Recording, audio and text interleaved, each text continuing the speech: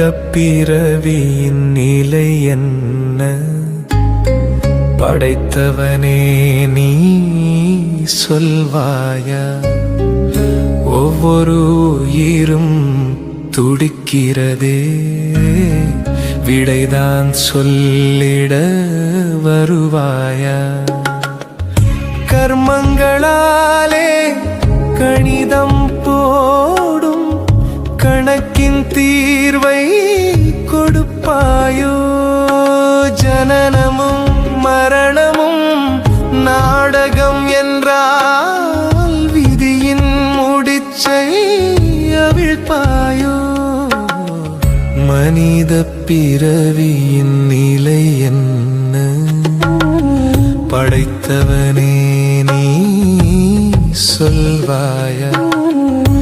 ஒவ்வொரு உயிரும் துடிக்கிறதே, விடைதான் சொல்லிட வருவாயா?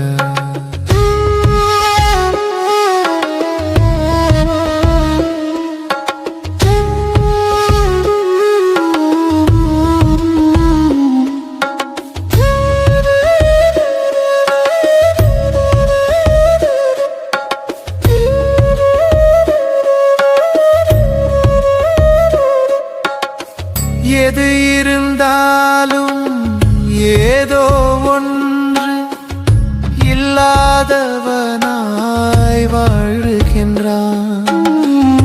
இல்லாததையே தேடி தேடி இருப்பினை உணர மறுக்கின்றான். எதிலோ முடங்கி இதுதான் இதுதான் என்றே ஒடுங்கி தவிக்கின்றான். நல்லது என்று எதன் பின்னாலோ சென்றவன் சரியை மறக்கின்றான். மும்மல சுமையின் பொதிமாடான பிறவிக்கு விடுதலை தருவாயோ?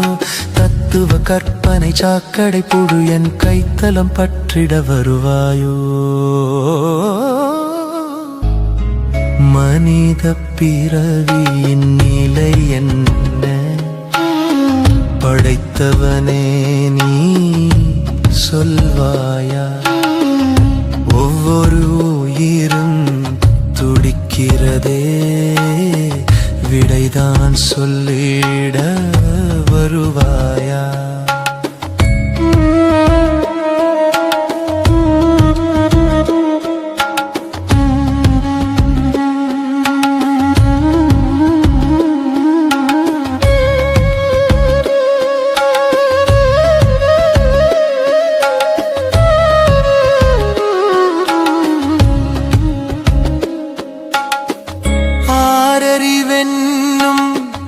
பெருமை பேசி ஆர்ப்பாட்டங்களை தேடுகின்றான்.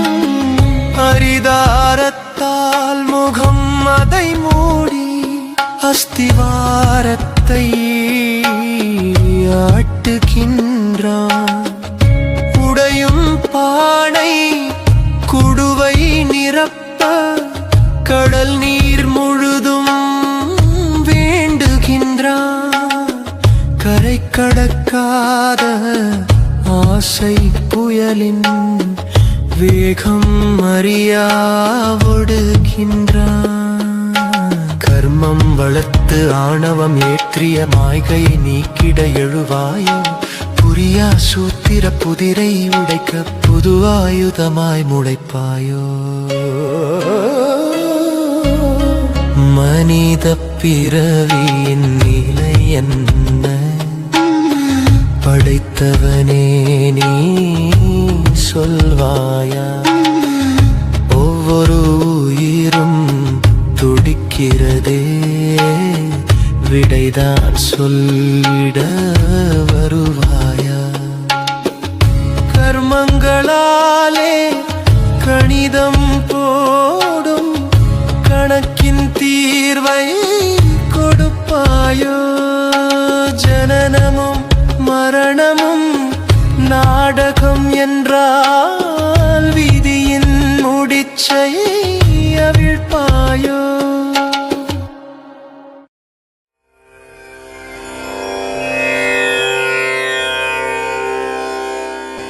நல்ல நாள் இது, நல்ல நாள், குருநாதன் தீட்சையும் பெற்ற நாள். நல்ல நாள் இது, நல்ல நாள், ஞான நன்மையாம் கல்வி கற்ற நாள்.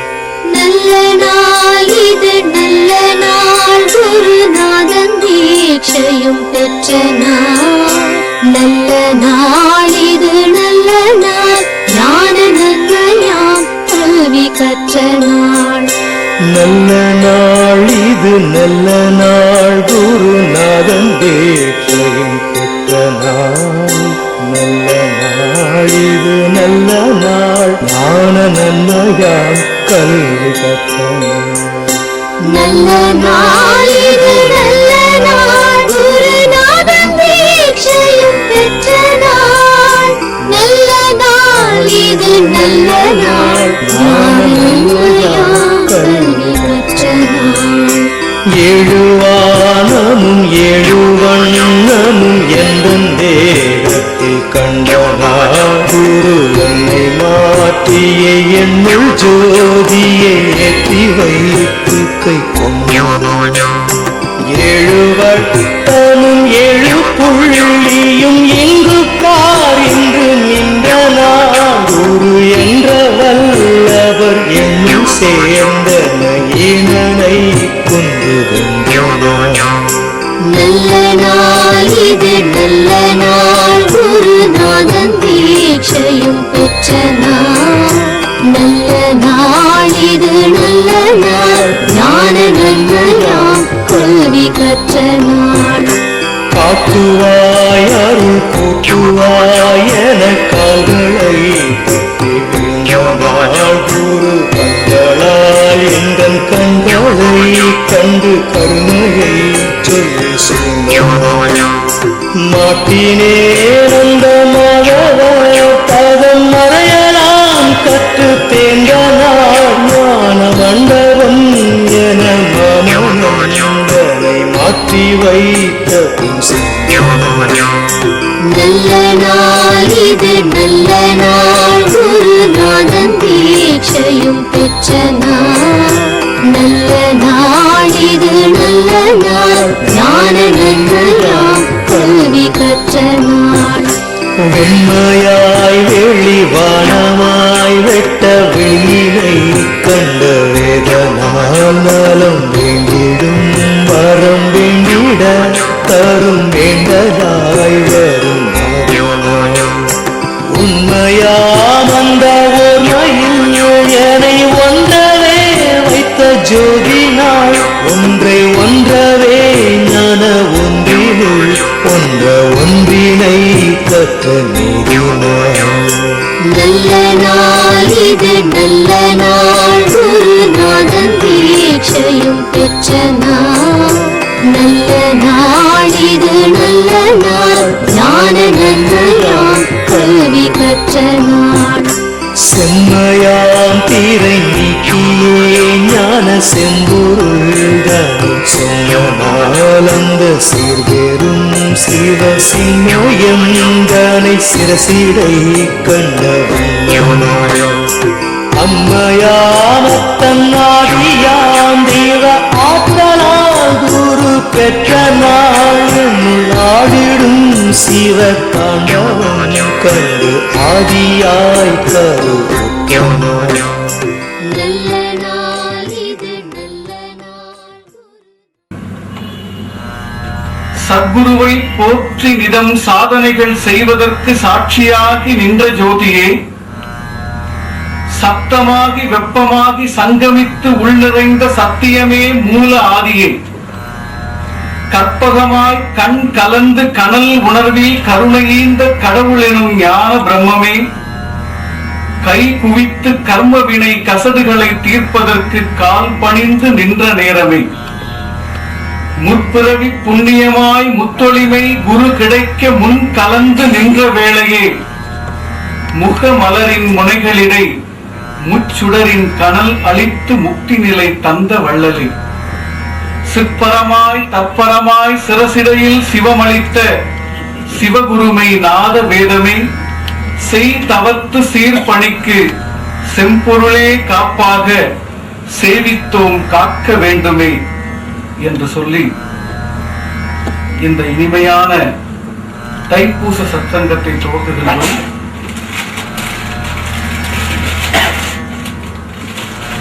சித்தர்கள் காட்டும் வாழ்வியல் ரகசியம் என்ற ஒரு உன்னதமான அற்புதமான இந்த தலைப்பு உங்களுக்கு புரிய வேண்டும் என்றால் ஒரு 2 நிமிடங்கள் தயவு செய்து உங்களுடைய கண்களை மென்மையாக மூடிக்கொள்ளுங்கள். உலகத்து ஞானிகளை எல்லாம் போற்றி வணங்கி இந்த அருமையான சத்சங்கத்தை துவக்குவோம். குரு பரம்பரை என்று சொல்லக்கூடிய திருமூலரின் வழிவந்த 24வது தலைமுறையாய் விளங்கக்கூடிய ஞான சர்க்குரு ஸ்ரீலஸ்ரீ சிவயோகி சிவகுருநாத தேசிகரை வணங்கி இந்த அருமையான சத்சங்கத்தை துவக்குகின்றோம். நான் சொல்லக்கூடிய அற்புதமான கருத்துக்கள் எல்லாம் முழுமையாக உங்களுக்கு புரிய வேண்டும், விளங்க வேண்டும் என்றால் இந்த தியானத்தோடு இந்த நிகழ்ச்சியை துவக்குவோம். தயவு செய்து 2 நிமிடம் உங்களுடைய கண்களை மென்மையாக மூடிக்கொண்டு புருவ மத்தி என்று சொல்லக்கூடிய அந்த ஞான பீடத்தை தயவு செய்து நினைத்துக் கொள்ளுங்கள்.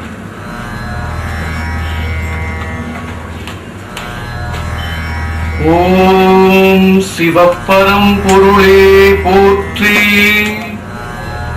ஓம் நந்தீஸ்வரனே போற்றி, ஓம் திருமூலரே போற்றி, ஓம் காலாங்கிநாதரே போற்றி, ஓம் ஸ்ரீ போகரே போற்றி, ஓம் ஸ்ரீ கொங்கணரே போற்றி, ஓம் ஸ்ரீ சட்டநாதா போற்றி, ஓம் ஸ்ரீ வாலை குருவே போற்றி, ஓம் ஸ்ரீ பாலயானந்த சுவாமிகள் போற்றி, ஓம் ஸ்ரீ ஜெயவீர ஆதிநாயக சுவாமிகள் போற்றி, ஓம் ஸ்ரீ ஜோதிராம சுவாமி குருவே போற்றி, ஓம் ஸ்ரீ சிவயோகி சிவகுருநாத தேசிகரே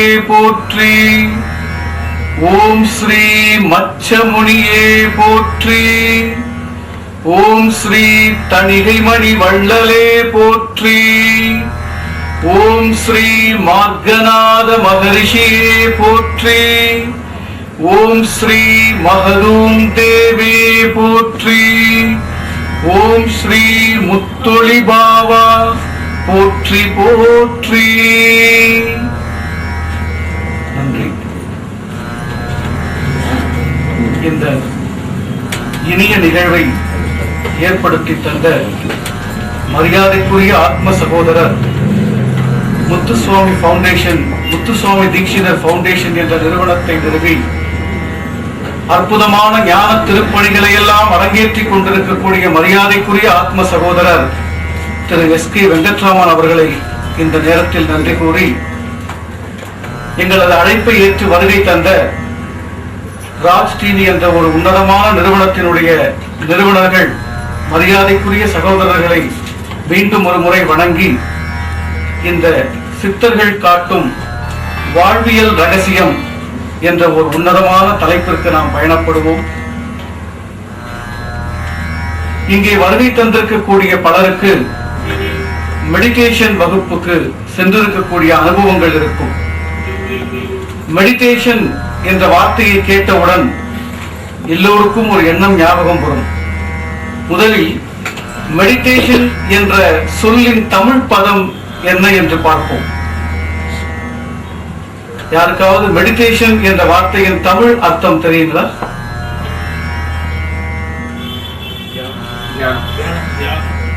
நன்றி. மெடிடேஷன் என்ற வார்த்தையின் தமிழ் அர்த்தத்தை நான் கேட்டேன். எல்லோரும் தியானம் என்று சொன்னீர்கள். உண்மையில் தியானம் என்பது தமிழ் பதம் அல்ல, அது ஒரு வடமொழி சொல். சான்ஸ்கிரிட் வேர்டு தான் தியானம் என்று பொருள். அப்போ மெடிடேஷன் என்ற வார்த்தையினுடைய தமிழ் அர்த்தத்தை தெரிந்து கொண்ட பிறகுதான் நாம் சித்தர்கள் காட்டக்கூடிய வாழ்வியல் ரகசியம் என்ன, இந்த பிறப்பினுடைய பயன் என்ன, இந்த மண்ணுக்கு எதற்காக நாம் வருகை தந்திருக்கிறோம், ஏதோ வந்தோம் வாழ்ந்தோம் இறந்தோம் என்பதல்ல வாழ்க்கை, எதற்காக பிறந்திருக்கிறோம், இந்த பிறப்பினுடைய முழுமையான பயன் என்ன. ஒளவை பிராட்டி என்று ஒரு உன்னதமான ஞானி இருந்தார். எதற்காக இந்த மண்ணில் பிறந்தோம் என்று அவரிடம் கேட்டார். அவர் சொல்லுகிறார், உடம்பினை பெற்ற பயனாவதெல்லாம் உடம்பினுக்குள் உத்தமனை காண். இந்த உடம்பு எதுக்காக எடுத்திருக்க அப்படின்னு கேட்டா, உடம்பினுக்குள் உத்தமனை பார்ப்பதற்காகத்தான் என்று அந்த ஒளவை பிராட்டி என்ற ஒரு மகா ஞானி சொல்லுகிறார். இந்த மெடிடேஷன் என்ற ஆங்கில வார்த்தை நாம் தமிழ்படுத்தி பார்க்க முயற்சி செய்தால் எல்லோருக்கும் தெரிந்த ஒரு சொல் தியானம் என்று வருகிறது.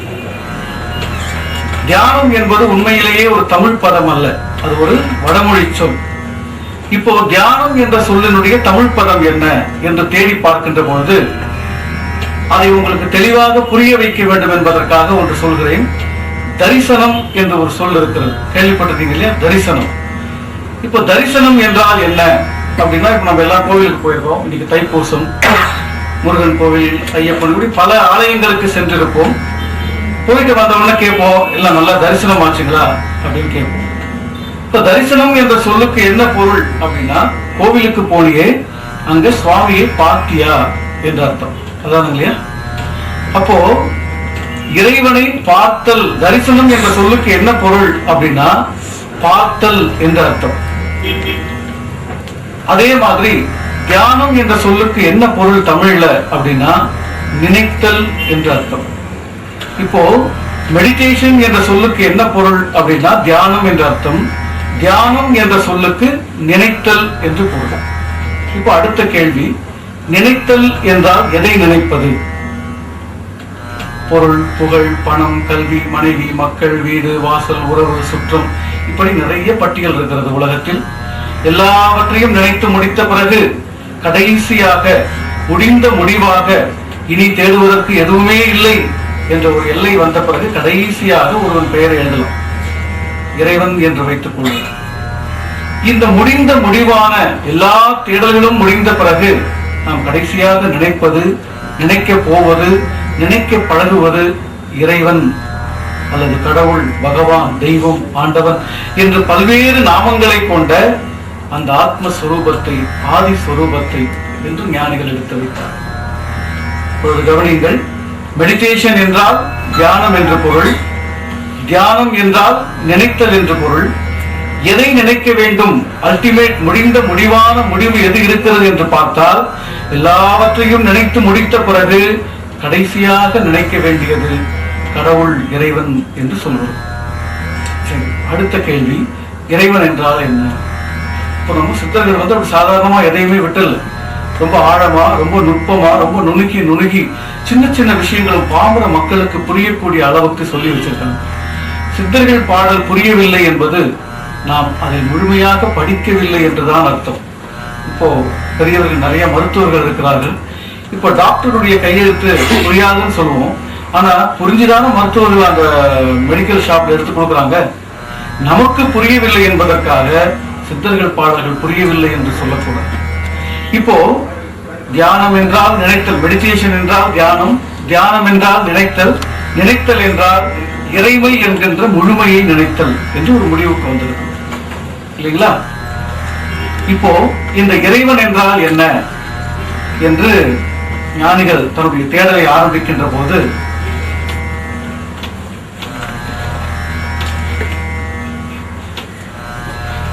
உலகத்திலே நிறைய ஆலயங்கள் கட்டப்பட்டிருக்கிறது. பல மன்னர்களும் பல்வேறு விதமான ஞானிகளும் இந்த உலகத்திலே தோன்றி பல ஆலயங்களை கட்டி சிறப்பித்திருக்கிறார்கள். இந்த ஆலயத்திற்கு சென்றவுடன், உதாரணத்திற்கு நாம் இப்போ மயிலாப்பூரில் இருக்கிறோம், அருள்மிகு கற்பகாம்பிகை ஆலயத்திற்கு செல்கிறோம் என்று வைத்துக் கொள்வோம். இந்த ஆலயத்திற்கு சென்றவுடன் அங்கே கற்பகாம்பிகை மிகுந்த அலங்காரத்தோடு அங்கே வீற்றிருக்கிறார். நாம் அவளை சென்று தரிசனம் செய்து பார்த்து வணங்கி விட்டு வரணும். இப்ப நாம் அந்த சன்னிதானத்திற்கு சென்றவுடன் நாம் அங்கே ஏற்கனவே அம்பாள் வடிவ தோற்றத்திலே அங்கே பிரதிஷ்டை செய்யப்பட்டு ஸ்ரீசக்கர ரூபிணியாய் அங்கே பிரதிஷ்டை செய்யப்பட்டிருக்கிறது. ஆனால் நாம் அங்கே சென்றவுடன் ஏதோ ஒரு காரணத்திற்காக 2 நிமிடம் காத்திருக்கிறோம். எல்லா கோவிலுக்கும், கற்பகாம்பிகை கோவில் மட்டுமல்ல, உலகத்தில் இருக்கக்கூடிய எல்லா ஆலயங்களுக்கும் நாம் சென்றவுடன், நாம் சென்ற போது அங்கே ஏற்கனவே சிலா ரூபத்தில் இறைவன் அங்கே வீற்றிருந்தாலும் நாம் ஏதோ ஒரு காரணத்திற்காக, நாம் போனவொன்ன இறைவனை பார்த்துட்டு வந்துடலாம் இல்லையா, நாம் ஏதோ ஒரு காரணத்திற்காக அங்க காத்திருக்கிறோம். என்னவென்று யோசித்து பாருங்கள். யாருக்காவது ஞாபகம் வருதான்னு யோசிங்க. அது என்னன்னா, அங்க இருக்கக்கூடிய குருக்கள் ஒரு கையில் கற்பூரமும் ஒரு கையில் மணியும் எடுத்து ஆட்டுவது கற்பூர தீபாராதனை என்று பெயர். இந்த கற்பூர தீபம் காட்டப்படுவதற்காக நாம் அங்கே சில மணித்துளிகள் காத்திருக்கிறோம் இல்லையா? உண்மையா இல்லைங்களா? அப்படி ஏன் காத்திருக்கிறோம் என்றால், உள்ளே ஏற்கனவே அங்கே கடவுள் இருக்கிறார். நாம் அந்த கடவுளை தரிசனம் செய்வதற்கு முன்பாக, தரிசனம் செய்த பிறகு அந்த கற்பூர தீபம் காட்டுவதற்காக ஏன் நம்மளை ஞானிகள் காக்க வைத்தார்கள் என்றால், உள்ளே இருக்கின்ற கடவுளை நீ அறிந்து கொள்ள வேண்டும் என்றால் உனக்கு 2 பொருள் தேவைப்படுகிறது. அவனை நேரடியாக, அவன் அருவ ரூபம், நேரடியாக அவனை நீ சென்று அடைய முடியாது. உனக்கு எந்த மார்க்கமும் எந்த வழியும் கிடையாது. அவனை அடைவதற்கு உனக்கு 2 பொருள் தேவைப்படுகிறது. அந்த 2 பொருளைத்தான் ஞானிகள் சூசகமாக மிக அழகாக எடுத்து வைத்தார்கள். ஒன்று வெளிச்சமும், இன்னொன்று நாதம். இதைத்தான் அருணகிரிநாத சுவாமிகள் நாத விந்து கலாதி நமோ நமோ என்று பாடுகிறார். ஒரு யோசித்து பாருங்கள். நாம் ஆலயத்திற்கு செல்கிறோம், அப்படியே கொஞ்சம் கற்பனையாக யோசித்து பாருங்கள். கோவிலுக்கு சென்றவுடன் அங்கே அந்த விக்கிரகத்தை பார்க்கிறோம். பார்த்த சில மணி துளிகளில் அந்த கற்பூர தீபாராதனைக்காக நாம் காத்திருக்கிறோம். அந்த நேரத்தில் நமக்கு ஒரு பரவசம் ஏற்படுகிறது. கண்களை மூடிக்கொண்டு நாம் பிரார்த்தனைகளை செய்கிறோம். எந்த இடத்தில் ஒளியும் சந்திக்கிறதோ அந்த இடத்திலே நம்மை அறியாமலேயே நமக்கு ஒரு பரவசம் ஏற்படுகிறது. இந்த ஒளியும் அதாவது லைட் அண்ட் சவுண்ட் என்ற ஒரு அற்புதமான விஷயத்தை தான் ஞானிகள், சித்தர்கள் மகா பொருளாக எடுத்து வைத்தார்கள். இதுதான் வாழ்க்கையின் ரகசியத்தின் முதல் பொருள். நாம் இன்றைய நிகழ்ச்சியில் தெரிந்து கொள்ளக்கூடிய முதல் ரகசியம், இறைவன் என்றால் ஒளியுமாக, நாதமும் விந்துவாக, அந்த மூல பிரகிருதி எப்படி இருக்கிறது என்றால் லைட் அண்ட் உலகமெங்கும் இருக்கக்கூடிய அந்த லைட் அண்ட் சவுண்டாக இருக்கிறது என்பதை எடுத்து வைத்தார். அதோடு அவர்கள் நிற்கவில்லை. ஆலயத்தில் அந்த கற்பூர தீபம் காட்டி முடித்த பிறகு அதை எல்லோருக்கும் கொண்டு வந்து வெளியே காட்டுவார்கள். அப்படி வெளியே காட்டுகின்ற போது அந்த கடவுள் எங்கே இருக்கிறான் என்பதை சுட்டி காட்டுவதற்காக அந்த கற்பூர தட்டை நாம் தொட்டு, இப்போது கூட பூஜை செய்தார்கள், அந்த கற்பூரத்தை தொட்டு நாம் என்ன செய்கிறோம்? கண்களில் ஒட்டிக்கொள்கிறோம். நாம மூக்குல ஒட்டிக்கலாம், வாயில ஒட்டிக்கலாம் இல்லையா? நம்ம கிட்ட 5 புலன்கள் இருக்கு. அப்போ கண்களில் ஒட்டிக்கொள்கிறோம். இந்த உலகத்திலேயே மிக மிக நுட்பமான, ஆழமான, ஞானிகள் சொன்ன மகா ரகசியத்தினுடைய வாசல் பாருங்க. எவ்வளவு ஒரு பாவம்! நாம் அதை படிக்கவில்லை. ஆலயத்திற்கு போய் கொஞ்ச நேரம் உட்கார்ந்துட்டோம்னு சொல்றோம். நாம் உட்கார்ந்து ஆலயத்தினுடைய அந்த லட்சணங்களை ஏன் இப்படி கட்டி வைத்திருக்கிறார்கள் என்று பாருங்கள். இந்த மயிலாப்பூரிலே தெப்பத் திருவிழா, அற்புதமான திருவிழா. ஏன் இறைவனை தண்ணீரில் வைத்து ஆட்டுகிறார்கள்? ஏன் அந்த அற்புதமான அந்த மகா லிங்கத்தை அபிஷேகம் செய்து அலங்கரித்து தெப்பத்தில் நீரில் விட்டு ஏன் மிதக்க விட்டு வேடிக்கை பார்க்கிறார்கள்? எத்தனை லட்சம் மக்கள் அங்கே இன்று குவிவார்கள். அப்ப தெப்பத் திருவிழா என்று ஞானிகள் எதை எடுத்து வைத்தார்கள்?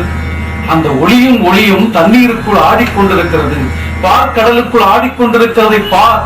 என்றைக்காவது தெப்பத் திருவிழா நடக்கின்ற போது இது ஏன் என்று அங்கே இருக்கக்கூடிய லட்சம் பேரில் ஒருவன் கேட்டால் அவனுக்கு ஞான சத்குரு அவன் வீட்டு வாசலில் போய் நின்று ஏன் தெப்பம் ஆடிக்கொண்டிருக்கிறது என்ற ரகசியத்தை சொல்வார். இல்லையென்றால் தெப்பத்தை பார்த்து சுற்றி விட்டு வீட்டுக்கு செல்ல வேண்டியதுதான். ஏன் என்று கேட்க எப்பொழுது எந்த மனிதன் தன்னுடைய ஆத்மா அந்த தேடலோடு அவன் பழக ஆரம்பிக்கிறானோ அந்த தெப்பத்தினுடைய ஞான ரகசியம் அவனுக்கு புரிய ஆரம்பிக்கும். பாருங்கள், மெடிடேஷன் என்றால் தியானம், தியானம் என்றால் நினைத்தல், நினைத்தல் என்றால் இறைவனை நினைக்க வேண்டும், இறைவன் என்றால் ஒளியும். எவ்வளவு ஷார்ட் ஃபார்ம்ல வச்சிருக்காங்க. ஆனா நம்ம கோவிலுக்கு எத்தனையோ நமக்கு எல்லாருக்கும் நிறைய காலங்கள் ஓடிவிட்டது. அப்ப அந்த ஒளியும் என்ற மகா ரகசியத்தை எப்படி அறிவது? அடுத்த கேள்வி வரணும் இல்லையா? இப்ப சிருஷ்டி அழைப்பதை பார்த்தீங்கன்னா நிறைய ரகசியம் போடுறோம். ரகசியம் என்றால் எதுவும் இல்லை. பாருங்க, இப்ப ரகசியம் என்ற சொல்லுக்கு என்ன பொருள் அப்படின்னா மறைப்பொருள் அப்படின்னு, மறைத்து வைத்திருத்தல் என்ற பொருள். மறைப்பொருள் என்ற சொல்லுக்கே என்ன பொருள் அப்படின்னா வேதம் என்ற அர்த்தம். ரகசியம் என்ற சொல்லுக்கு என்ன பொருள்னா வேதம். வேதமே ஒரு மறைபொருளாக இருக்கின்ற போது வேதாந்தம் எப்படி இருக்கும், சித்தாந்தம் எப்படி இருக்கும்? எவ்வளவு பெரிய நுட்பம், எவ்வளவு பெரிய ரகசியத்தை அங்கே ஞானிகள் பொதித்து வைத்திருக்கிறார்கள் பாருங்கள். ஒரு ஆலயத்திற்கு செல்கின்ற பொழுது அந்த ஆலயத்தினுடைய வாசலில் ஆரம்பித்து, கோபுர வாசலில் ஆரம்பித்து சன்னதி வரைக்கும் எத்தனை நுட்பங்கள், எத்தனை ரகசியங்கள் ஒவ்வொரு அங்குலத்திற்கும் நாம் போதிப்பதற்காக நாம் கற்றுக்கொள்வதற்காக அங்கே பதிய வைத்திருக்கிறார். நாம் கவனிக்க தவறிவிடுகிறோம். அது நமக்கு 3 காரணங்களால் நாம் அதை இழந்து விடுகிறோம். என்ன 3 காரணங்கள் என்றால், நம்முடைய வினை, சஞ்சித கர்மம், ஆகாமிய கர்மம், பிராரப்த கர்மம் என்று சொல்லக்கூடிய அந்த 3 வினை கட்டுகளால் நாம் அந்த காட்சியை, அந்த தரிசனத்தை எல்லா உலகத்திற்கு கோவில்கள் மட்டுமல்ல, பள்ளிவாசல்கள், கிறிஸ்துவ தேவாலயங்கள், எந்த ஆலயத்திற்கு சென்றாலும் அந்த முழுமையை, அந்த ரகசியத்தை அனுபவிப்பதற்கான சாவி எல்லா ஆலயங்களிலும் இருக்கிறது.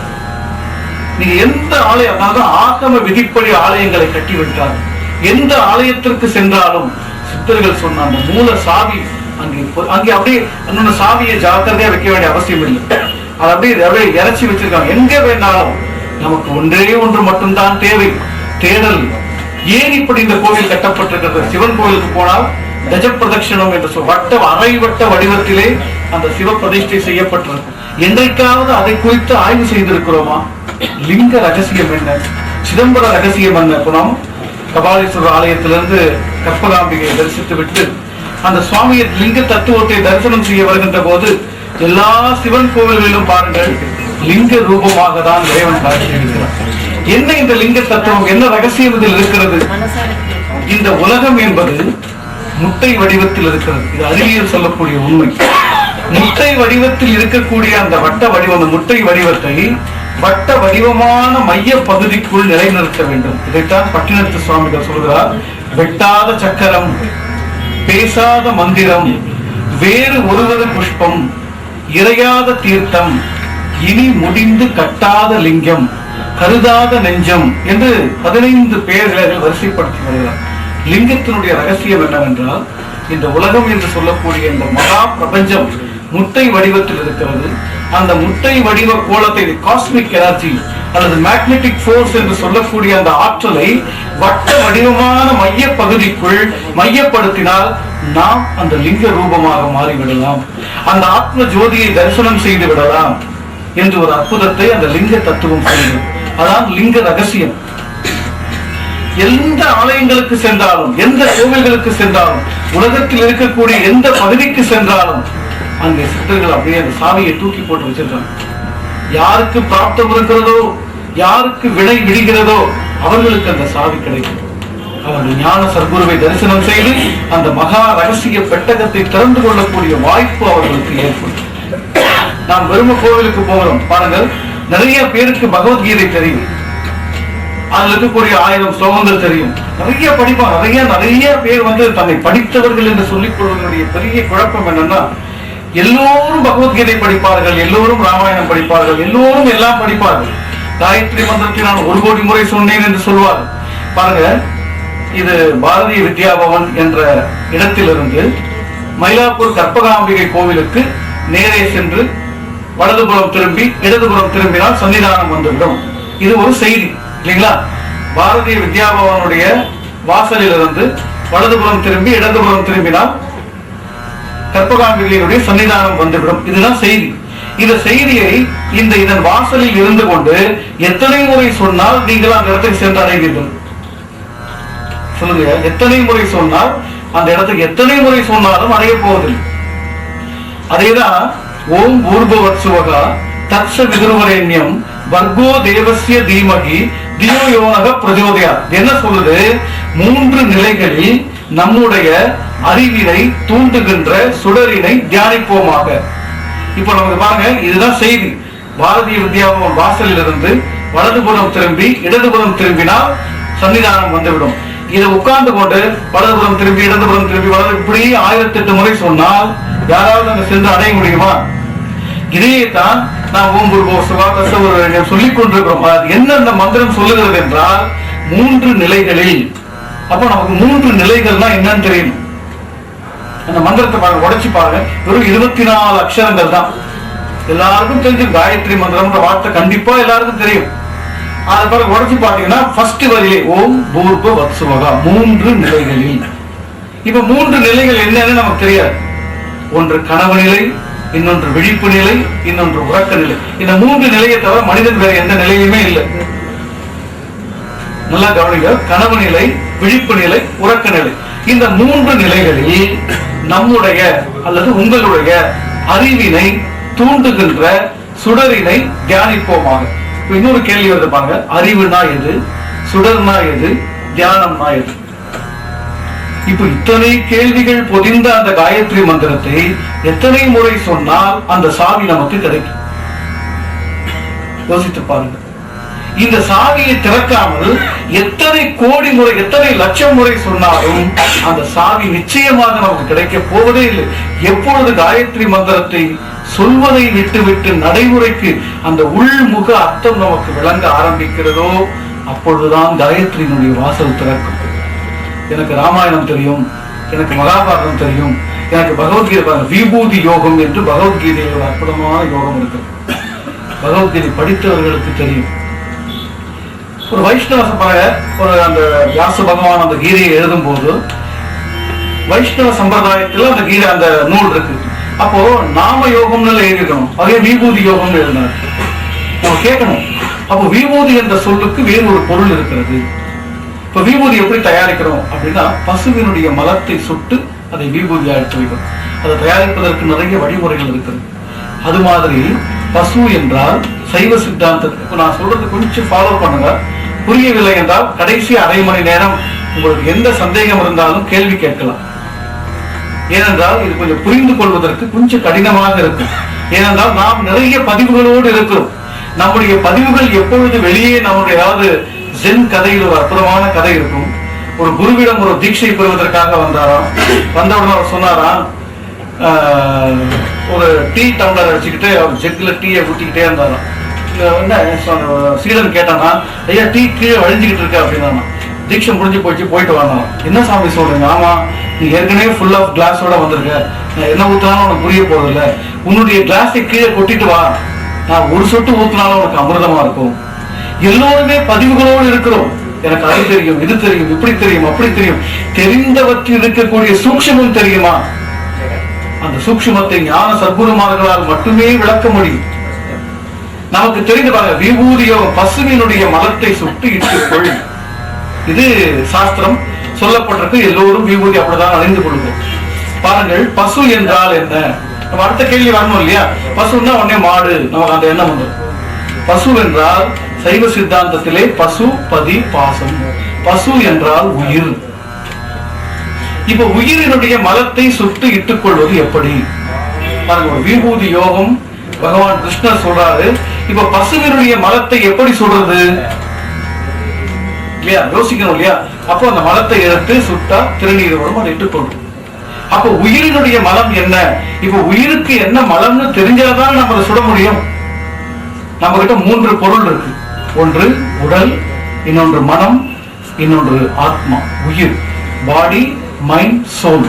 இந்த உடலுக்கு மருத்துவர்களுக்கு தெரியும் 4442 பிணிகள் இருக்கின்றன. 4442 பிணிகள் இருப்பதாக சித்தாந்த நூல்கள் குறிப்பிடுகிறது. இந்த மனதிற்கு 8 விதமான பிணிகள் இருக்கிறது.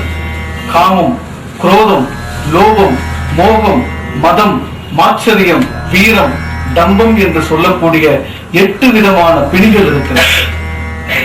அப்போ உடலுக்கு 4442 நோய்கள், மனதுக்கு 8 விதமான பிணிகள், உயிருக்கு பசு என்று சொல்லக்கூடிய அந்த ஆத்மாவிற்கு 2 மலங்கள் இருக்கிறது. ஒன்று நான், இரண்டாவது எனது. இந்த நான் எனது என்ற மலங்களை சுட்டு அதிலிருந்து வரக்கூடிய திருநீரை இட்டுக்கொள் என்று பகவான் கிருஷ்ணன் நான் என்கின்ற ஆணவத்தை சமர்ப்பணம் செய். சரணாகதி தத்துவத்திலே அந்த ஞானம் போதிக்கப்படுகிறது. இந்த நான் என்ற ஆணவத்தை சுடுவதற்கு ஒரு பொருள் தேவை. சும்மா சுற்ற முடியாது. யாருக்குமே நான் உடனடியாக அழிந்து விடாது. அவ்வளவு சுலபமா அழிகிற பொருள் இருந்தா கிருஷ்ணர் 18 அத்தியாயம் சொல்ல வேண்டிய அவசியம் இல்லை. அப்போ இந்த நான் என்ற ஆணவம் அழிவதற்கு ஒரு பொருள் இருக்கு. அதை எப்படி தேடுறது? அதுதான் 18 அத்தியாயங்கள்ல உலகத்துல தோன்றிய எல்லா கிரந்தங்களும், வேதங்களும், மொழிகளும், புராணங்களும், இதிகாசங்களும் இந்த உலகத்திற்கு சொல்ல வந்தது என்னன்னா, உயிருக்கு உண்டான மலத்தை சுடுவதற்கான சூக்ஷ்மம்.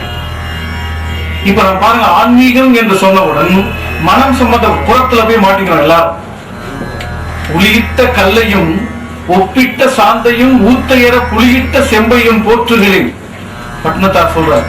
அது உளியிட்ட நாம் பார்த்து செதுக்கின கல், நான் பார்த்து வடித்த சிற்பம், அதுக்குள்ள எப்படி இறைவன் இருக்க முடியும்? உயர் பொன் அப்ப இல்லன்னா வேற ஒருத்தர வணங்கணும்ல.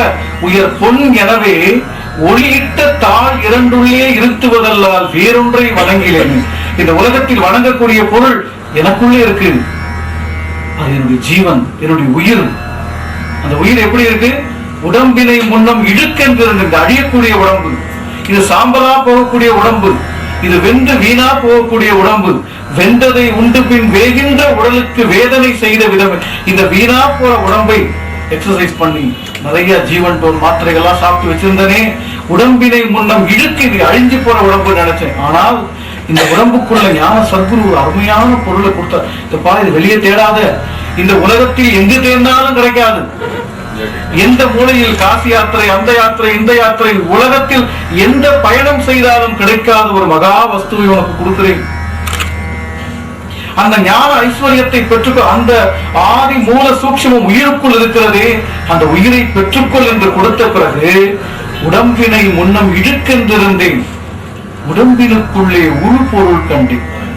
எவ்வளவு அருமையான சொல். உடம்பினை முன்னம், இந்த உடம்பு வீணா போற உடம்பு, ஆனா இதுக்குள்ள ஒரு உரு பொருள் கண்டேன். அந்த ஞான வைரத்தை, வைரூரிய மாணிக்க மரகத பொன்வட்ட சிம்மாசனத்தை நான் தரிசனம் செய்கிறேன். அதனால இந்த உடம்பினை நான் இருந்து ஓம்புகின்றேன்.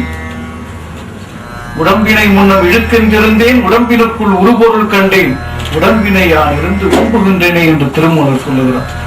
எவ்வளவு பரிசுத்தமான ஞானம் பாருங்கள். எது அழியக்கூடியதோ அந்த அழியக்கூடிய பொருளுக்குள்ள அழியாத ஒரு வஸ்து. இதுதான் ரகசியம். அழியக்கூடிய ஒரு பொருள் தங்க பொட்டி உடஞ்சு போயிடும், ஆனா தங்கம் ஜாக்கிரதையா இருக்கும். சோ அழியக்கூடிய ஒரு பொருளுக்குள்ள இந்த தேகத்துக்கு மெய் என்ற ஒரு பொருள் பாருங்க, மெய் தேகமா அது.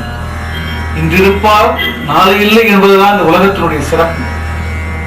அப்ப நாளைக்கு சாம்பலான இந்த உடம்ப மெய் உடம்புன்னு சொல்றோம். அப்ப இதுக்குள்ள ஏதோ ஒண்ணு இருக்கு. நாம வெளியெல்லாம் போய் தேடுறோமே, இறைவனை அங்கிருப்பார், இங்கிருப்பார், அங்கொன்று இங்கொன்று என்று தேடுகிறோமே. அப்போ நமக்குள்ள ஏன் தேடல? ஒரு குழந்தை கதை ஒண்ணு, ரொம்ப அருமையான கதை இது. நீங்க எல்லாம் கேள்விப்பட்டிருப்பீங்க இந்த கதை. ஒரு படகுல ஒரு பெரிய வித்வான், மகா சாஸ்திரிகள், அவரு மகா பண்டிதர். அந்த படகுல அந்த வித்வானும் அந்த படகு ஓட்டியும் கடல்ல பயணம் பண்ணிட்டு இருந்தாங்க. அப்படி பயணம் பண்ணிட்டு இருக்கும் போது என்னாச்சு, அந்த சாஸ்திரிகள் கேட்டாரு, அப்பா உனக்கு ராமாயணம் தெரியுமா, மகாபாரதம் தெரியுமான்னு கேட்டாரு. ஐயோ தெரியாதே சாமி எனக்கு அப்படின்னா. ரொம்ப தப்பு பண்ணிட்டப்பா, உன் வாழ்க்கையில கால்வாசி வீண் பண்ணிட்ட அப்படின்னா. அவனுக்கு ரொம்ப பயமாச்சு, நீங்களும் நம்ம கால்வாசி வீண் பண்ணிட்டோம் போல இருக்கு அப்படின்னு ரொம்ப வருத்தப்பட்டான். அந்த கடல்ல இன்னும் கொஞ்ச நேரம் அந்த படகு போயிட்டே இருந்தது. கொஞ்ச நேரம் கழிச்சு, உனக்கு பகவத்கீதை தெரியுமா, கிரந்தங்கள் தெரியுமா, வேதங்கள் தெரியுமான்னு சாஸ்திரிகள் கேட்டார். ஐயோ அதுவும் தெரியாதே சாமி, என்ன மன்னிச்சிருந்த சாமி அப்படின்னா. அதோட எவ்வளவு பெரிய தப்பு பண்ணப்பா, நீ உன் வாழ்க்கையில அரைவாசி வேஸ்ட் பண்ணிட்டியே அப்படின்னு சொன்னான். படகு இன்னும் கொஞ்சம் தூரம் போயிட்டு இருந்தது. படகுல ஒரு சின்ன ஓட்டை ஏற்பட்டு தண்ணி உள்ள வந்துட்டு படகு முழுக ஆரம்பிச்சது. அந்த படகோட்டி கேட்டான், சாமி உங்களுக்கு நீச்சல் தெரியுமான்னு கேட்டான். அது சொன்னாரு, நீச்சல் தெரியாதேப்பான்னா. நானாவது வாழ்க்கையில அரைவாசி தான் சாமி வேஸ்ட் பண்ணேன், நீங்க முழுசுமே வேஸ்ட் பண்ண போறீங்க என்று சொல்லிட்டு அவன் நீந்தி கரையேறிட்டான். சோ நமக்கு எல்லாம் தெரியும், பகவத்கீதை தெரியும், ராமாயணம் தெரியும், புராணம் தெரியும், எல்லாம் தெரியும். ஆனால் ஒரு நாள் வரும், நமக்கு வழி துணையாக யார் வருவார், அந்த வாசலை திறக்க யார் வருவார், தீர்ப்பு திருநாளில் யார் வருவார், நாம் திக்கற்ற நேரத்திலே யார் வருவார், தனியாய் தவிக்கையிலே யார் வருவார், அந்த தகிக்கும் தணல் நடுவே யார் வருவார், யார் வருவார்? யாருமே வராத எல்லைக்கு நம்முடைய மனம் பயணப்பட்டு ஏங்கி நிற்கும். அந்த நேரத்தில் வரக்கூடிய ஒரே பொருள் ஞான சத்குரு கொடுக்கக்கூடிய இந்த மகா ரகசியம். இந்த சிருஷ்டி ரகசியம் ஏன் இந்த மண்ணுக்கு வந்தோம்? மீண்டும் பிறவாது இருப்பதற்காகத்தான் இங்கு எப்பொழுது பிறந்திருக்கும். நாம் எல்லா செய்திகளையும் வாங்கி போட்டுக்கொண்டு வெறும் ஒரு சாக்கு மூட்டையாக, ஒரு கோழி பையாக வாழ்ந்து கொண்டிருக்கிறோம். எப்பொழுது நாம் கொட்ட நினைக்கிறோம், இதெல்லாம் வேண்டாம், நான் தெரிந்து கொண்டதெல்லாம் உண்டதெல்லாம் வீணே, உட்கொண்டதெல்லாம் மலமே என்று வள்ளல் பெருமான் அழுகிறார். ஐயோ எவ்வளவு தப்பு பண்ணிட்டேன், எவ்வளவு படிச்சு, நிறைய படிச்சு ரொம்ப மனசு ரொம்ப வருத்தப்படுது. இவ்வளவு படித்திருக்கிறேனே, எனக்கு ஆனா இந்த விஷயம் தெரியலையே, எனக்கு எல்லாம் தெரியும் ஆனா இது மட்டும் தெரியாது. ஆனா ஞானிக்கு எல்லாம் தெரியும், சகலமும் அறியக்கூடிய ஆற்றல், ஒரு பரிபூரணத்தினுடைய எல்லையை நோக்கி பயணப்படக்கூடிய இலக்கு சித்தர்களுடைய வாழ்வியல் ரகசியத்தில் நமக்கு நிறைய விஷயங்கள். 18 சித்தர்கள். நான் இந்த ரகசியம் நிறைய தலை போட்டிருக்கேன். இவ்வளவு நேரம் பேசினதுலயே நிறைய ரகசியங்கள் சொல்லியிருப்பேன்னு நினைக்கிறேன். கொஞ்சம் தயவு செய்து கவனிங்க.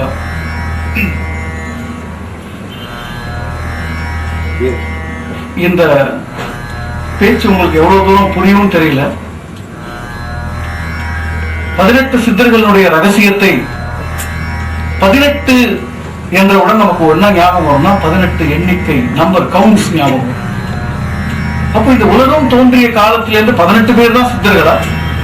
நம்ம யாருமே யோசிக்கல. பாருங்க, 18 படிகள், 18 தத்துவங்கள், 18 கீதை, அது என்ன 18? சரி, இந்த பக்கம் வந்தா யாரும் பேசுற மாதிரி இருக்கு.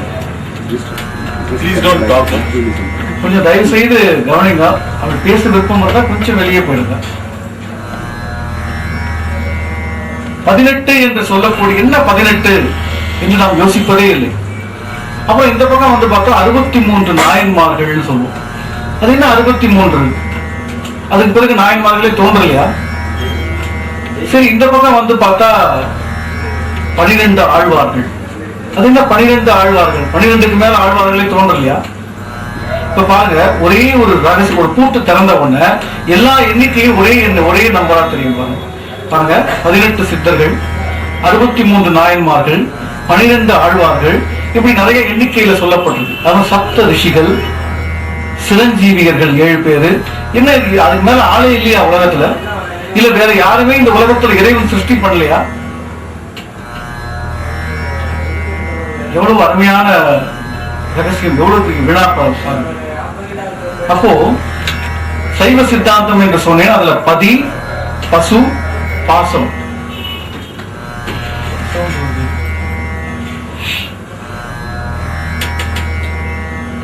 பதி, பசு, பாசம் என்று பார்த்தோம்.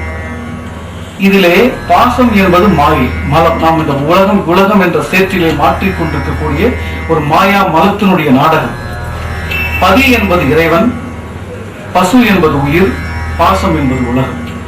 இந்த பதி என்பதை ஞானிகள் என்ன சொன்னார்கள் என்றால் அகரம், உகரம் என்று பிரித்து வைத்தார். இதை நான் முன்னாடி வகுப்பு ஆரம்பிக்கும் போது சொன்ன ஒளி, ஒலி என்று. இந்த லைட் அண்ட் சவுண்ட எப்படி பிரிச்சாங்கன்னா அகரம், உகரம், அதாவது ஆ, ஊ என்று எடுத்து வைத்தார். இந்த ஆ என்ற எழுத்திற்கு, அதாவது ஆ நீங்க தமிழ் எழுத்து பார்த்திருக்கலாம். இந்த தமிழ் எழுத்துல ஆ என்ற எழுத்துக்கு நேரா 8ன்னு போடுறோம். நீங்க அதாவது எழுத்துக்கு நம்ம இப்ப எழுதிட்டு இருக்கிறதுலாம் தமிழ் எழுத்து இல்ல, லிபி லெட்டர்ஸ், அதாவது வேற்று மொழியினுடைய எண்களை எழுதி கொண்டிருக்கும். இந்த தமிழ் எழுத்தை பார்த்தீங்கன்னா ஆ என்ற அக்ஷரத்துக்கு எதிர்த்தாப்புல 8 என்று ஊ என்ற எழுத்திற்கு எதிர்ப்புறம் 2 என்று போட்டிருக்கும். இந்த 8 என்ற அகரத்தை, இந்த 8 என்ற அகரம் தான் பதியாக இருக்கிறது.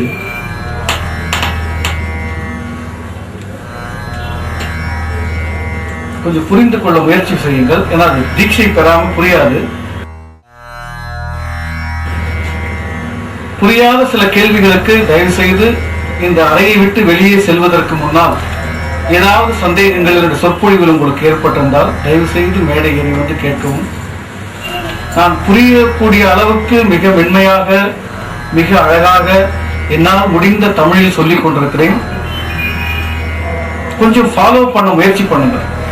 நம்முடைய அறிவையெல்லாம் கழற்றி வைத்துவிட்டு நமக்கு தெரிந்தது மட்டுமே உலகம் என்ற கிணற்று தவளைகளாக இல்லாமல் பாருங்கள், ஞானம் என்பது ஒரு பூரணமயமான, இதிலிருந்து எங்க தொட்டாலும், உலகத்தில் எந்த நூலில் தொட்டாலும் அது அங்க அந்த முடிவுக்கு வந்துடும். இது பகவத்கீதை மட்டுமல்ல, ராமாயணம் மட்டுமல்ல, நம்முடைய வேதங்கள் மட்டுமல்ல. இருப்பாங்க அலிஃப் லாம் மீம் ஹே தா என்று ஒரு பஞ்ச பதங்கள். இது வந்து குர்ஆனுடைய முதல் பக்கத்தை ஓபன் பண்ணீங்கன்னா ஃபர்ஸ்ட் இருக்கக்கூடிய எழுத்து. நீங்க படிச்சு பாருங்க, யாராவது போய் பாருங்க. இது நம்மளுடைய புக்கு எல்லாம் தூக்கி போடுறோம் குர்ஆன். இன்னும் நபிகள் நாயகம் நம்ம கிட்ட 10 லட்சம் கடன் வாங்கி ஓடி போயிட்டாரா? நம்ம படிக்கிறது இல்லை. நமக்கு அது மேல நம்மளுடைய வேதங்களே நம்ம படிக்கிறது இல்லை, அப்புறம் எங்க குர்ஆனை போய் படிப்போம்? குர்ஆனுடைய முதல் பக்கத்தை திறந்தால் அதுல அலிஃப் லாம் மீம் ஹே தா என்ற பஞ்ச பதங்கள் இருக்கு. இந்த பஞ்ச பதங்கள் தான் நம சிவாய என்று சொல்லக்கூடிய பஞ்சாட்சர பதங்கள். இந்த பக்கம் வந்தாலும் பிதா சுதன் பரிசுத்த ஆவி என்ற முக்கூட்டு பொருள். நாம எதையுமே அனலைஸ் பண்ணிருக்கு. உலகம் அமைதியாக, சமாதானமாக, மகிழ்ச்சியாக, நிறைவாக இருக்க வேண்டும் என்றால் அதற்கு ஒரே வழி எல்லாம் ஒன்று எல்லாம் ஒன்று என்று சொல்லிக் கொண்டிருப்பதில் அர்த்தமில்லை. எப்படி எல்லாம் ஒன்றாக ஆகிறது? பெண்கள் எல்லாம் ஒன்றுதான், ஆனால் வித்தியாசப்படுகிறோம் இல்லையா? இவள் தாய், இவள் தாரம், இவள் அத்தை, இவள் மாமி. எல்லா பெண்களும் ஒன்றுன்னு சொல்ல முடியாது இல்லையா? ஆனால் எல்லா மதங்களும் ஒன்று என்று சொல்கிறோம். ஆனால் ஒன்று என்பதற்கான மூலப்பொருள் எங்கே இருக்கிறது? அந்த மூல வித்து எங்கே இருக்கிறது? எப்படி ஒன்றாக இருக்கிறது என்பதை இந்த சாவி தெரியாமல் நிச்சயமாக இந்த உலகத்தில் யாராலும் திறந்து பார்க்க முடியாது. அதுதான் ஞான ரகசியம். சித்தர்களுடைய திருக்கரங்களில் அந்த சாவி இருக்கிறது. இது ரகசியம். சொல்ல விண்ணிடி வீடும் வெளியிட்டவர்க்கு மேடையில உட்கார்ந்து சொல்லிட்டு இருக்கு. திருமூலருடைய பாட்டு சொல்லிடாதா? விண்ணிடி வீடும் வெளியிட்டவர்க்கு. ஏன் தெரியுமா சொல்றாரு? புரியாம போயிட போது வீணா உன்னுடைய தொண்டை தண்ணி வத்தி கத்தி வெயின் பண்ணாத. எப்ப தெரியுமா சொல்ல அவங்களுக்கு? தன்னோடு தானாய் தனக்கு சரியாய் உனக்கு நிகராக அவரை ஏற்றி வைத்து கண்ணோடு கண்ணாய் கற்றுணர்ந்தவர்க்கே பொன்வழி மூலம் பொருள் சொல்லலாமே. அப்போது சொன்னா மட்டும்தான் இந்த ரகசியம் அவங்களுக்கு புரியும். அப்ப எதுக்கு இந்த சபை? நீங்கள் இருக்கின்ற நிலையிலிருந்து உங்களுக்கு ஒரே ஒரு அங்குலம் உயர்த்துவதற்காக மட்டும்தான். இறைவன் அடி சேர்ந்தார் என்பதை எப்படி தெரிவிக்கிறார்? சிவலோக பதவி அடைந்தார் என்பதை வருத்தத்துடன் தெரிவித்துக் கொள்கிறேன். வைகுண்ட பதவி அடைந்தார் என்பதை வருத்தவியும் வாழ்பவனுக்கு தெரியாது. தெரியாததனால் ஐயோ போயிட்டானே இவன் அப்படின்னு வருத்தத்தோடு இவன் சொல்றான். ஆனா உண்மையிலேயே ஞானிகள் என்ன சொல்லி பாருங்க. எல்லோருக்கும் ஒரு அச்சம் இருக்கும், எல்லோருக்கும் ஒரு பயம். காலா என் அருகே வா, உன்னை என் இரு காலால் உதைக்கிறேன். மகாகவி சுப்பிரமணிய பாரதியார் சொன்னது. சொல்லுவோமா நம்ம? வீட்டு வாசல்ல எமன் வந்தா அப்படியே. அப்போ காலா என் அருகே வாடா, உன்னை என் இரு காலால் மிதிக்கிறேன் என்று வழி துணையாக யார் வருவார்? அந்த வாசலை திறக்க யார் வருவார்? இந்த தீட்சை வரும், இந்த இடம் வரும், கெட்டதும் வரும். ஆனால் ஞான தொழில் செய்பவர்கள் எல்லோரும் பொய் சொல்வார். சூதும் பல பொய் பேசிடும் தொழிலும் பிறர் கிட்டே. என் பணி உன்னை பணிந்து கொண்டிருப்பது மட்டுமே. எல்லோரும் பொய் சொல்லிக் கொண்டிருக்கும். நான் உண்மைதான் சொல்றேன். ஆனால் சந்தர்ப்பம் வருகின்ற போது, வாய்ப்பு ஏற்படுகின்ற போது அந்த மாயை அதை டக்குன்னு போய் மாட்டிக்கும். அப்புறம் வருத்தப்படுவோம். அதனாலும் அது உண்மையாக நிகழ்வதற்கு என்ன செய்ய வேண்டும் சொன்னால், நீ பௌர்ணமி பொய் தானே சொன்னாரு ராஜா. வந்து நான் ஒரு ஞானம் நான் சொல்றேன், பௌர்ணமி இன்னைக்கு பௌர்ணமி ஆகும் எப்படின்னு கேளுங்க. அதுதான் ஞான ரகசியம். அபிராமப்பட்டருடைய அபிராம உட்கார்ந்து பாட்டுக்குள்ளேயே ஒரு சாவி இருக்கு. எப்படி தரும்? மட்டும்தான் தனம் தரும், கல்வி தரும், ஒரு நாளும் தளர்வதையா மனம் தரும். இல்லைன்னா தருவோம். பல அம்மன் ஆலயங்களில் அபிராமி அந்தாதி படிக்கிறோமே. உதிக்கின்ற செங்கதிர் உச்சி திலகம் பாருங்க. முதல் வரி செங்கதிர்.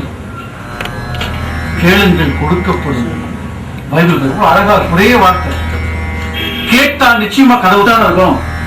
ஓம்புருகோ சுகாத்தர் என்னை பற்றித்தானே இருக்கும் சொன்னாரு. பண்ணிக்கிட்டே இருக்கும். இது ஏன் பண்றோம்? என்றைக்கு கேட்க ஆரம்பிக்கிறோமோ அன்றைக்கு ஞான சத்குரு உங்க வீட்டு வாசல் நிற்பார். தைப்பூசம் என்றால் என்ன? மாலை. இந்த உலகத்திலேயே எவ்வளவு சிருஷ்டி ரகசியம், இந்த பிரபஞ்ச ரகசியம் பாருங்க. சூரியன் அஸ்தமனமாகின்ற நேரமும் காலத்திலே சூரியன் அஸ்தமனமாகி சந்திரன் ஒரே நேர்கோட்டில் எழுந்து நடுவில் அக்னி ஸ்தம்பம் என்ற கனல் வண்ண காருண்ய கற்பக கலா ரகசியம் விளங்கி ஒளி உடல் பெற்ற தினம் இன்றைக்கு தைப்பூசம். மண்டலத்தில் குருக்கள் என்று பேரும் பெற்று பலவிதமாய் தூளிதமும் அணிந்து கொண்டு, தூளிதம்னா ஆடை, குண்டலங்கள் செவியிலிட்டு குல்லா சாத்தி கோகர்ணம் கேசகர்ணம் இரண்டும் கற்று தெண்டிரையில் பலவிதமாய் பொய்கள் சொல்லி சீடருக்கு உபதேசம் தெளியச் சொல்லார். ஒன்றுமில்லை அவர்கள் கையில் வித்தையாச்சு, உள்ளவர்த்தமாக இதை தெளியச் சொன்னேன். நீரின் மேல் மூழ்கும் போது நிலையான கரை மேல் ஆசை, கூர்ந்துரத்தி தனி வெந்நீர் அணியும் போது குறிப்பான மக்கள் வெண்டீர் சுற்றத்தார் மீது ஆசை. பார்தனிலே தேவாரம் ஓதும் போது பலவிதமாய் மனம் ஓடி பார்த்து தாண்டும். வித்து நின்ற இடம் காணார் வேறும் காணார், விலங்கு பரம் துலங்குகின்ற வீடும் காணார். உற்று நின்ற சாத்திரத்தை பார்த்து பார்த்து ஊனும் கிடையாமலே புரட்டி பேசி பக்தர் என்றும் குருக்கள் என்றும் பொய்கள் சொல்லி பலவிதமாய் பணம் பறிப்பார் சண்டி மாடே. என்ன நூல் சொல்றது? 5000 ஆண்டுகளுக்கு முன் வாழ்ந்த சுப்பிரமணியர் என்ற மகா ஞானி எழுதிய நூல். ஐயா அவர்கள் இந்த அமைப்பை ஏற்பாடு செய்வதற்கு முன் கேட்டார், முத்துசுவாமி தீட்சிதருக்கும் ஞான சர்க்குருவுக்கும் அந்த சித்தாந்தத்துக்கும் என்ன தொடர்பு? திருமூலர் வழிவந்த அந்த போகர் பரம்பரையினுடைய ஞான சீடர் அந்த முருகனை வணங்கி வணங்கி வணங்கி அந்த ஞான மணியை சுப்பிரமணியை தனக்குள் அறிந்த நவாரத்தின கீர்த்தனைகளை இந்த உலகத்துக்கு பாருங்க. 9 ரத்னங்களா?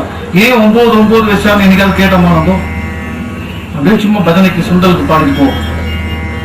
எந்த இடத்தில் எதை தொட்டாலும் அங்கே ஒரு சாவி இருக்கிறது, ஒரு சின்ன வழி இருக்கிறது. அதற்குள்ள பாருங்க, எத்தனையோ பேர் பாடுறாங்க. ஏன் அவரு பாடினா மட்டும் மழை வருது? அப்ப அவர் பாடி மழையை இறக்கக்கூடிய ஒரு வல்லமை பெற்ற மகானுடைய வழி வந்திருக்கிறோம். முத்துசுவாமி தீட்சிதருடைய பவுண்டேஷன் வாயிலாக இந்த சித்தாந்த வகுப்பு நடந்து கொண்டிருக்கிறது என்றால் போகருடைய வாரிசு, போகருடைய வழிவந்த ஞான செம்மனுடைய வாரிசு, அவருடைய வழிவந்த சுப்பிரமணியருடைய வாரிசு, முருகனுடைய தொடர்பு. அமிர்தவர்ஷினி பாடினால் மழை வந்தது. அமிர்தவர்ஷினி ராகத்தையே சிருஷ்டி செய்தவர். நாம் அதை பாடிக்கொண்டே இருக்கிறோம், மழையும் வருவது வர மாதிரி தெரியல. அவ பொய் சொல்லுகிறோம். உள்ள நல்ல உதய சுத்தத்தோடு உள்ள உருகி மழை வந்தா யாராவது சால்வை போடுவாங்களான்னு பாடக்கூடாது. சோ அமிர்த வர்ஷினி உள்ளே வழிய வேண்டும். அமிர்தம் உள்ளே வழிந்தால் வெளியே வழி. உள்ளே வழியாதவர்கள் எத்தனை முறை அமிர்த வர்ஷினி பாடினாலும், எந்த குருவிடம் பாட்டு கற்றுக்கொண்டாலும் இந்த சுப்பிரமணியர் எழுதிய பாட்டு மாதிரி தான். பக்தர் என்றும் குரு யாரும் பார்க்காத, ஆனா இந்த பாட்டுக்கு பொருள் சொல்லணும். எவ்வளவு பெரிய கீ வச்சுதான். ஒரு குரு என்ன பண்ணணும்? ஒரு சீடன் வந்தான்னா பணம் பறிக்கக்கூடிய சண்டி மாடாக இருக்கக்கூடாது. ஒரு சீடன் என்ன பண்ணணும்? ஒரு ஞான சர்க்குரு எதை காட்ட வேண்டும்? காட்டி காட்டி காட்டி காட்டி என்று 100 பாடல்கள் எழுதியிருக்கிறார். 100 பாட்டு இங்க படிக்க முடியாது. ஒரு சாம்பிளுக்கு ஒரு 4 பாட்டு சொல்றேன். இருதயம் காட்டினல் இரு நிலம் காட்டி பின் ஈடற்ற மணிமந்திர ஈசரும் நபி இயேசு ஒரு முகம் ஆகின்ற ஒளிமுகம் காட்டிய உள் நின்ற உருவோடு உருவான உரு காட்டி திருமுகம் காட்டியே தீன்முகம் காட்டியே தீவினை தீர்க்கின்ற தீக்களம் காட்டியே பாட்டு காட்டி காட்டி வந்துட்டு ஆதி சிவன் ஆடிடும் ஆனந்தமும் காட்டி அதிசயம் காட்டி அற்புதம் காட்டி காமதேனு காட்டி கற்பக விருட்சம் காட்டி அப்படி நிறைய 100 பாட்டு. ஒரு பாட்டு 8 வரி, 100 பாட்டுன்னா யோசிச்சு பாருங்க. இத்தனை காட்டி சொல்றாரு. அருபுரி நூலுடன் ஆதிசிவன் ஆடிடும் ஆனந்தமும் காட்டி சாகாத தலை காட்டி வேகாத கால் காட்டி போகாத புனல் காட்டி வெட்டாத சக்கரத்தின் விரிவான மண்டலத்தின் நுட்பம் காட்டி இப்படி காட்டி காட்டி காட்டி 100 பாட்டு சொல்றாரு. இந்த 100 பாட்டுல 99 பாட்டு விட்டு கீ என்ன தெரியுங்களா? அந்த உழவு. இந்த 99 பாட்டுல காட்டி காட்டின்னு சொல்றாரு. இதெல்லாம் எங்கே காட்டுவார் இந்த குரு? மயிலாப்பூர்ல 1, பெரம்பூர்ல 1, அமெரிக்கால 1, ஐசிஎஃப். இப்படியா இப்படி காட்டுற ஒரு குருவா? அவர் இந்த பக்கம் இருக்காரு. அந்த குரு அங்க ஒன்று இருக்கு. உனக்கு பிரச்சனையா? நீ டெய்லி கபாலீஸ்வரர் கோயில போய் மஞ்சள் எலுமிச்சம்பழத்துல விளக்கேற்றுன்னு சொல்றவர் இந்த பக்கம் இருக்கிற குரு. இந்த குரு என்ன சொல்வாரு? எத்தனை காட்டி சொன்னாரு. இத்தனை பொருளையும் அந்த கடைசி பாட்டு இப்படிதான் எழுதி வச்சுட்டாரு. வெளியே போய் எந்தாவது குறுக்காச்சா புடிச்சுக்கணும். இத்தனை பொருளையும் ஓரிடத்தில் காட்டி, ஒரு பாட்டு 8 வரி, 100 பாட்டு 80, கிட்டத்தட்ட 80 வரிகள் கொண்ட அதுல 800 பொருள் இருக்கு. காட்டி காட்டி காட்டி சாகாத தலை, வேகாத கால், போகாத புனல், வெட்டாத சக்கரம், அறுபுரி நூல், முப்புரி நூல், ஆதி சிவனாடிடும் தாண்டவம், அப்படி நிறைய காட்டி வருது. காமதேனு, கற்பக விஷயம், அதுக்கப்புறம் சகசிரதலம், மணிப்பூரகம், சகசிராதாரம், இப்படி எல்லா பொருளையும் காட்டி காட்டி காட்டின்னு சொல்லிட்டு மெய்யான ஞான சர்க்குருமார்களின் திருப்பணி என்னவென்றால், இங்கொன்று அங்கொன்று என்று சொல்லாமல் காட்டி காட்டி என்று சுப்பிரமணியர் எடுத்துச் சொன்ன எல்லா பொருள்களையும் ஒரே இடத்தில் காட்டிக் கொடுப்பதுதான் ஞான சர்க்குருவின் உண்மையான திருப்பணி. இதனைத்தான் இத்தனை பொருளையும் ஓரிடத்திற் காட்டி இதுவென்று அதுவென்று ஏங்கித் தவித்த என் சித்தத்தையும் மாற்றி ஜீவ சிம்மாசன செங்கமலமும் ஏற்றி பித்தத்தை நீக்கினான் பிறவாது இரவாது பிரம்மமாய் ஆகி இப்பிறவி கடல் தாண்ட மொத்தத்தையும் காட்டி மோனத்தையும் காட்டி மூழ்க வைக்கின்ற ஞான சர்க்குருமார்களை காட்டிக் கொடுப்பதே சுப்பிரமணியர் ஞானம் என்ற திருநூலின் மேலான பணியாகும். இவ்வளவு நேரம் பேசியது இந்த ரகசியங்கள் எல்லாம் எதற்காக என்றால், அந்த பற்றி கொள்ளுகின்ற அந்த ஞான கனலை எந்த ஜீவனாவது ஏந்திக் கொள்ளாதா? இந்த பிறவியினுடைய முழுமையான பயன் உற்ற சிவத்தை, உயிர் கலந்த மோனத்தை ஒற்றை நொடியில் உணர்ந்து கொள்ளக்கூடிய அந்த பாக்கியம் கிடைக்காதா என்று எந்த ஆத்மா இயங்குகிறதோ அந்த ஆத்மாவினுடைய வீட்டு வாசல் கதவை இந்த சொற்பொழிவு கேட்ட அத்தனை பேருடைய வீட்டு வாசல் கதவையும் ஞான சர்க்குரு என்றாவது ஒரு நாள் சத்தியமாக தட்டுவார். ஆனால் ஏக்கம் இருக்க வேண்டும். நாம் என்றைக்கோ கேட்டோமே, 23/1/2008 கேட்டு சென்றிருக்கலாம். அது 28 கூட வந்து அந்த கையில் என்றைக்கோ ஆமா அவர் சொன்னாரே, அது நிகழும். எப்படி வேண்டுமானாலும் அந்த பிரபஞ்ச அலைகள், உங்களுடைய வினை முடிந்து, உங்கள் வேதனை முடிந்து, நாம் பட்ட பாடுகள் முடிந்து, அது ஒரு நாள் வந்து வெடியும். அந்த விடியலுக்கான வித்தை, அந்த விடியலுக்கான விதையை தூவுவதுதான் இந்த முத்துசுவாமி தீட்சிதர் பவுண்டேஷனுடைய நிறுவனர் மரியாதைக்குரிய ஆத்ம சகோதரனுடைய திருப்பணி. எவ்வளவு உன்னதமான பணி பாருங்கள். இன்னும் முழுமையாக ஒரு தீட்சை வாங்கவில்லை. அப்படி தீட்சை வாங்கி இருந்தால் இன்னும் என்ன செய்வார்? உலகம் முழுக்க இதுதான். உலகத்தில் எந்த இடம் இருந்தாலும் சத்தியம் ஒன்றுதான் இருக்கும். பச்சை மிளகா உங்களுக்கு ஒரு மாதிரி இருக்கும், எனக்கு ஒரு மாதிரி இருக்குமா? அப்போ சத்தியம் என்றால் ஒன்றுதான். மகாகவி பாரதியார் சொல்லும் அருமையான பாட்டு பாருங்க. உங்களை திட்டினா, முட்டாள்னு திட்டினா கோபம் வரீங்கன்னா, நான் எவ்வளவு படிச்சிருக்கேன், என் பேருக்கு பின்னாடி எவ்வளவு பேர் இருக்கு, MBBS MD டாக்டர்னா என்ன போய் முட்டாள்னு சொல்றீங்க. ஆனா கவிதையில சொன்னா என்ன அருமையா சொல்றீங்க, கைத்தட்டு பாருங்க. 1000 தெய்வங்கள் உண்டென்று சொல்லி அலையும் அறிவிலிகார். நான் சொல்லுது மகாகவி சுப்பிரமணிய பாரதியார் சொல்றேன். இவ்வளவு அழகா பாருங்க. என்ன சொல்றா, என்ன அருமையா எழுதிருக்காருன்னு சொல்றோம். ஆனா நம்ம திட்டா எவ்வளவு, நமக்கு எவ்வளவு கேவலமா இல்ல? 1000 தெய்வங்கள் உண்டென்று சொல்லி அலையும் அறிவிலிகார். ஆத்மஸ்வரூபம் உண்மை ஒன்றே தெய்வம், ஒன்றென்றிரு தெய்வம் உண்டென்றிரு, உயர் செல்வம் எல்லாம் அன்றென்றிரு, நாட்டம் என்றே இரு, சர்க்குரு பாதத்தை நம்பு, வாழ்வை உடன் கவிழ் நீர் ஓட்டம் என்றே இரு, பொல்லா உலகை அடர்ந்த சந்தை கூட்டம் என்றே இரு, நெஞ்சே உனக்கு உபதேசம் இது. இதான் ரகசியம். என்றைக்கு இருந்தாலும் விட்டு விட்டு போக. எத்தனை செல்வம்ங்கிறது வச்சுக்கோங்க, எத்தனை கோடி மாட மாளிகைகள், கூட கோபுரங்கள், பேருக்கு பின்னால் எத்தனை பட்டங்கள் எதுவாக இருந்தாலும், ஆனால் ஒன்றே ஒன்றுக்கு நான் எடுத்து செல்வதை பற்றி சொல்ல வந்திருக்கிறேன். இந்த இற்றைக்கும் 7 பிறவிக்கும் முந்தனோடு உறவானோம். ஆண்டாள் திருப்பாவை 7 பிறவிக்கும் உறவாகக்கூடிய ஞான ஐஸ்வர்யம், ஞான கனல். ஆனால் நாம் இப்போது சம்பாதித்து வைத்திருப்பது, தேடி வைத்திருப்பது, கையில் வைத்திருக்கக்கூடியது எல்லாம் நினைவு தப்பிவிட்டால் நம்மதில்ல தூக்குறானோ. பேரினை நீக்கி பிணமென்று பேரிட்டு சூரையம் காட்டிடை கொண்டு போய் சுட்டிட்டு நீரில் மூழ்கி நினைப்பொழிந்தார்கள். முடிஞ்சு போச்சு மேட்டர். பேர் கிடையாது. கோடீஸ்வரன் போறாருன்னு சொல்ல மாட்டான்.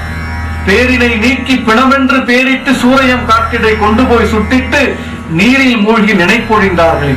ஆனால் நீரில் மூழ்கினாலும் எல்லா ஜென்மத்துக்கும், ஜென்மத்திற்கும், இற்றைக்கும் 7 பிறவிக்கும் முந்தனோடு உறவானும். இப்பேற்பட்ட ஐஸ்வர்யம் பெற வேண்டாமா? யார் கொடுப்பாங்க? சத்குருமார்கள், ஞான குருமார்கள், சித்தர்கள் இந்த பூமிக்கு வந்ததனுடைய நோக்கமே அதுதான். சித்தர்கள் பாட்டு புரியவில்லை என்று சொல்லாதீர்கள். அருமையா ரொம்ப ரொம்ப எளிமை பாருங்க. என்ன நான் பேசுறது புரியலைங்களா உங்களுக்கு? புரியலையா சுவாமி? சொல்லுங்க ஐயா. அப்ப புரியலன்னு எப்படி சொல்றோம்? சித்தர்கள் பாட்டு நம்ம படிக்கல. கொஞ்ச நேரத்துக்கு முன்னாடி சொல்லாம டாக்டர்கள் கையெழுத்து நமக்கு புரியல. ஆனா ஒரு மெடிக்கல் ஷாப் பைசல் ரொம்ப அழகா தெளிவா அந்த மாத்திரை எடுத்து மாத்தி கொடுத்தா என்ன ஆகுது? சொல்லுங்க ஐயா. மாத்தி கொடுத்தா முடிஞ்சது கதை. அவனுக்கு புரியல இந்த கையெழுத்து, நமக்கு புரியலையே. அப்போ சித்தர்கள் ரொம்ப தெளிவா ரொம்ப அழகா ரொம்ப ரொம்ப ரொம்ப ரொம்ப உலகத்திலேயே ரொம்ப எளிமையான சித்தர்கள் தமிழ் தான். இத்தனையோ ஆண்டுகளுக்கு முன்னால் எழுதி வைத்த தமிழ் நமக்கு புரியாம போயிடுச்சு.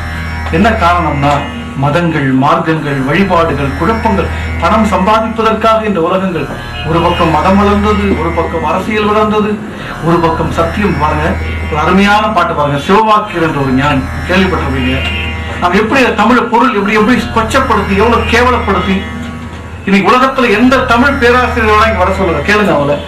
அவங்க தமிழ் டிக்ஷனரியை பார்த்து புரட்டி பொருள் சித்தர்களுடைய ஞான சாபம் அவங்களுக்கு வந்து சேரும். அவங்க எப்படி பொருள் சொல்றாங்க பாருங்க. அரியதோர் நமச்சிவாயம் ஆதி அந்த மானதுள் 100 தேவர் அந்துரைத்த மந்திரம் சுரியதோர் எழுத்து. இப்ப ரொம்ப எளிமையா சுரியதோட சின்ன எழுத்துன்னு அர்த்தம். நான் முதல்ல சொன்ன மாதிரி அகரம். ரொம்ப சின்ன எழுத்துனா என்ன? முதல் எழுத்தான சின்ன எழுத்துனா என்ன அர்த்தம்? முதல்ல ஆரம்பிக்கிற எழுத்து. டீச்சர் ஃபர்ஸ்ட் நீங்க உங்க பேருக்கு பின்னாடி எத்தனை MBBS போட்டாலும் ஃபர்ஸ்ட் டீச்சர் கத்துக் கொடுக்குறது ஆதாரம் கத்துக் கொடுப்பாங்க. அப்ப ரொம்ப சின்ன சுரியதோர் எழுத்தை உண்ணி அந்த அகரத்தை உண்ணி சொல்லுகின்றேன். சுரியதோர் எழுத்தை உண்ணி சொல்லுவேன் சிவவாக்கியம். இது உண்மையா உனக்கு புரிஞ்சா தோஷ தோஷ மாயைகள் தூர தூர ஓடுமே. எப்போ ஓடும்? இந்த உலகத்துல எத்தனை நூல்கள். இப்ப இந்த புத்தக கண்காட்சிக்கு போயிருந்த 5 கோடி புத்தகங்கள் இருக்காங்க. 5 கோடி புத்தகங்களை ஒரு வண்டியில ஏத்துங்க. அதே மாதிரி ஒரு 10 வண்டி, அப்போ 5 × 10 ஆச்சு 50 கோடி புத்தகம். இந்த 50 கோடி புத்தகங்களை இன்னொரு வண்டியில ஏத்துங்க. அப்போ எத்தனை வண்டி சூழ் ஏறினாலும் அத்தனையும் அரை நிமிட நேரத்தில் படித்து விடலாம் அப்படின்னு வள்ளலார். எப்படி தெரியுங்களா? கரியதோர் முகத்தை உற்ற கற்பகத்தை கைத்தொழ கலைகள் நூல்கள் ஞானமும் கருத்தில் வந்து ஒதுக்குமே. எந்த நூலும் படிக்க வேணாம். இது நான் சொல்ல, சிவவாக்கியர் சொல்றேன். இது சாட்சி இருக்கு பாருங்க. இப்ப நான் சொல்லிட்டு இருக்கிற பாட்டெல்லாம் உண்மையில நான் படிச்சு சொல்ல. இது வந்து நான் பெருமைக்காக ஈகோக்காக சொல்ல. கரியதோர் முகத்தை உற்ற கற்பகத்தை கைத்தொழ கலைகள் நூல்கள் ஞானமும் கருத்தில் வந்து. இப்போ சூக்ஷ்மம் என்னன்னா இந்த கரியதோர் முகம்னா என்ன? இப்ப பாருங்க தமிழ்ல தமிழ் பேராசிரியர் யாராவது இருந்தா சொல்லுங்க. கரியதோர் முகம் அப்படின்னா கரின்னா தமிழ்ல யானைன்னு ஒரு பொருள். இப்ப பாருங்க மைண்ட் அப்படி போயிட்டு பாத்தீங்களா? எவ்வளவு பெரிய தவறு பண்ணிடுறோம்பா. அப்ப தமிழ் நம்ம படிச்சது குற்றம் இல்லையா? உங்க அறிவை ஏன் அந்த பொருள் சொல்றீங்க? அந்த ஞானி அந்த பொருள் சொன்னாரா? இல்லையே. கரியதோர் முகத்தை போலேன்னு சொன்னாரா? அந்த வார்த்தையை நல்லா கவனிக்கணும். தமிழ் அர்த்தம் எப்படி எழுதுறாங்க பாருங்க டிக்ஷனரியில. விநாயகர் அப்ப வந்து யானை மாதிரி உருவ வச்சு உலகம் தோன்றிய காலத்துல இருந்து பண்ணிட்டு இருக்கோம். எவ்வளவு பெரிய தவறு பண்ணிட்டாங்க பாருங்க. இப்போ விநாயகர் கரியதோர் முகம் அப்படின்னா நமக்கு விநாயகர் தான் ஞாபகத்துக்கு வரும். அது இல்லடா பாவி, அங்க இல்லடா கடவுள், உனக்குள்ள இருக்கு அந்த ஞான முகம், அந்த யானை முகம், அந்த ஆன முகம், அந்த கரியதோர் முகம் எப்படி இருக்குன்றத பாத்துக்கோ. அந்த கரியதோர் முகம். சரி விநாயகர் எல்லாரும் சொல்றீங்களா, ஏன் கலைகள் நூல்கள் ஞானம் கருத்தில் வந்து உதிக்கல? எத்தனை பேருக்கு உதிச்சிருக்கு? அப்ப அந்த கரியதோர் முகம்னா என்ன? அதுதான் சித்தர்கள் காட்டும் வாழ்வியல் ரகசியம். இந்த ரகசியம் தெரியாம வாழ்க்கையில இதுவரைக்கும் வாழ்ந்து கொண்டிருந்தால் அது வாழ்க்கையே இல்லை. சும்மா அவன் சம்பாதிக்க நிறைய சம்பாதிக்கிறோம். பணம், பொருள், புகழ், கல்வி, பதவி எல்லாம் நிறைய இருக்கு.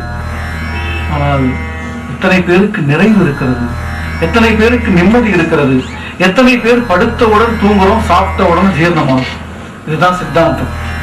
2 கேள்விதான். படுத்த உடனே தூங்கணும், சாப்பிட்ட உடனே ஜீரணமாகும். இதுதான் மெடிக்கல் ஆரோக்கியம். இந்த 6 மூலாதாரம், சுவாதிஷ்டானம், மணிப்பூரகம், அநாகதம், விசுத்தி, ஆக்ஞா, சகஸ்ரதாரம் என்ற 6 எப்பொழுது ஒருவனுக்கு யோக்கியமாக இருக்கிறதோ அப்பொழுதுதான் அவனுக்கு ஆரோக்கியம் வரும். இந்த 6 யோக்கியமாக இருக்க வேண்டும் என்றால் அந்த மூல சாவியான கரியதோர் முகம் உள்ளத்தில் கனல் இருக்க வேண்டும். இல்லை என்றால் அவன் ஆரோக்கியமாக இருக்கிறான் என்று பொய் சொல்லுகிறான். அவனுக்கு உள்ளே ஒரு வினை ஆரம்பித்துக் கொண்டிருக்கிறது. அவன் வாழ்க்கையில் எங்கேயாவது ஒரு நாள் விழுந்துருவான். இந்த தண்ணி குடிச்சா சரியாகுமா, இந்த தண்ணி குடிச்சா, அப்போ எங்கேயாவது போய் சாப்பிட வாட்டர் இன்ஃபெக்ஷன் வருதுன்னு. நீங்க பாருங்க, சித்தர்கள் எல்லாம் பாத்தீங்கன்னா சாக்கடை தண்ணி எடுத்து குடிப்பான், சாக்கடையில கிடப்பான், அவனுக்கு எந்த வாட்டர் இன்ஃபெக்ஷன் வந்தது? அப்போ பாருங்க, எப்ப பரந்த மிக பிரம்மாண்டமான உலகம். இந்த ஞானிகள் ஒளியும் என்ற ஒன்றை கைப்பற்றி இந்த சித்தாந்தத்தினுடைய ரகசியம் எவ்வளவு முழு முதல் வாழ்க்கையினுடைய ரகசியம், சித்தர்கள் காட்டும் வாழ்வியல் ரகசியம். இந்த பதத்துல 3 சொல் இருக்கு. ஒன்று வாழ்க்கை, அதாவது வாழ்வியல், இரண்டாவது சித்தர்கள், மூன்றாவது ரகசியம். இந்த வாழ்க்கை இந்த பிறப்பு எப்படி நமக்கு வந்தது? யாராவது விரும்பி பிறந்தோமா? கேட்டா என்னவா பிறக்கணும்னு கேட்டா என்ன சொல்லுவது? யார் பணம் பில் கேட்ஸுக்கு மகனா பிறக்கணும், இல்ல யாராவது ஒரு ரொம்ப பெரிய அறிவாளிப்பா இவருக்கு பிள்ளையா பிறக்கணும் யாராவது சொல்லுவோமா? அவன் அடுத்த சோத்துக்கே கஷ்டப்படுறான். இதெல்லாம் வேணாப்பா, நான் பெரிய சில்வர் ஸ்பூன் பர்த், பறக்கும் போதுமே சில்வர் ஸ்பூன், ராஜா வீட்டு கண்ணு குட்டியா பிறக்கும். யாராவது ஒரு ஞானியினுடைய இல்லத்துல பிறக்கும். யாருமே விரும்பி பிறக்கல. யாருமே நான் பிறக்க வேண்டும் என்பதற்காக என் தாய் தந்தை சேரவில்லை, முடியாது அவங்களால. ஏன்னா அவங்களுக்கு அது வேலை இல்லை. அப்போ ஒவ்வொரு ஜீவனுடைய பிறவி இறைவனுடைய எத்தனை முறை சேர்ந்தாலும் எதில் நாம் உண்டானோம், எதில் கருவானோம் என்பது சேர்ந்தவனுக்கும் தெரியாது, உலகத்தில் இதுவரைக்கும் வந்தவனுக்கும் தெரியாது. அப்ப இந்த ஞான ரகசியம், இந்த பிறப்பினுடைய ரகசியம், எதற்காக இந்த பூமிக்கு வந்திருக்கிறோம்? அந்த வினை இருந்தால் மட்டுமே இந்த பிறப்பு. வினை முடிந்தால் முடிஞ்சு போச்சு. ஒரு துளி நீர் கூட உள்ள போவார், ஒரு டிராப் ஆஃப் வாட்டர் கூட உள்ள போவார். அப்ப இந்த வினையை அனுபவிப்பதற்காக இந்த தேகம் எடுத்து வந்திருக்கிறோம். இதற்குள்ள எத்தனை ஈகம், எத்தனை அகம்பாவம், எத்தனை ஆணவம். இந்த நான் எனது என்ற எண்ணத்தை அழிப்பது மட்டுமே சித்தர்களின் நோக்கம். ஒரே ஒரு லட்சியம், பணிவே பரமன் அருள். யாருக்கு பணிவு இருக்கிறதோ அவருக்கு நிச்சயமாக பரமனுடைய அருள் இருக்கிறது. இந்த ஒரே ஒரு ரகசியம், இத்தனை 15 ரகசியத்தினுடைய ஒரே ஒரு சாவியாக நான் உங்களுக்கு கொடுக்க வேணாமா? சும்மா ரகசியம் போய் சொல்லக்கூடாது. ஒரே ஒரு சாவி, ஒரே ஒரு வார்த்தை, யாருக்கு பணிவு இருக்கிறதோ அவருக்கு பரமன் அருள் நிச்சயமாக உண்டு. இது சத்தியம் சத்தியம் சத்தியம். இது நான் சொல்ல, திருமூலர் சொல்ற. பணிவே பரமன் அருளை சேர்க்கும். பணிவற்றார், அதாவது பணிவுன்னா என்ன அர்த்தம்னா, நீங்க போய் பார்க்கலாம், ஒருத்தர் நம்ம வாழ்க்கையிலே அனுபவம் நடந்திருக்கலாம். நீங்க ஒருத்தர் மீட் பண்றதுக்காக போவீங்க, வந்தவன் எதிராளி உங்களோட அதிகமா பேசிட்டு இருப்போம், பேசிக்கிட்டே இருப்பாரு. எப்படா என்னடா நம்ம ஒண்ணு சொல்ல வந்தோம், அவர் முடிக்கிற மாதிரி தெரியல.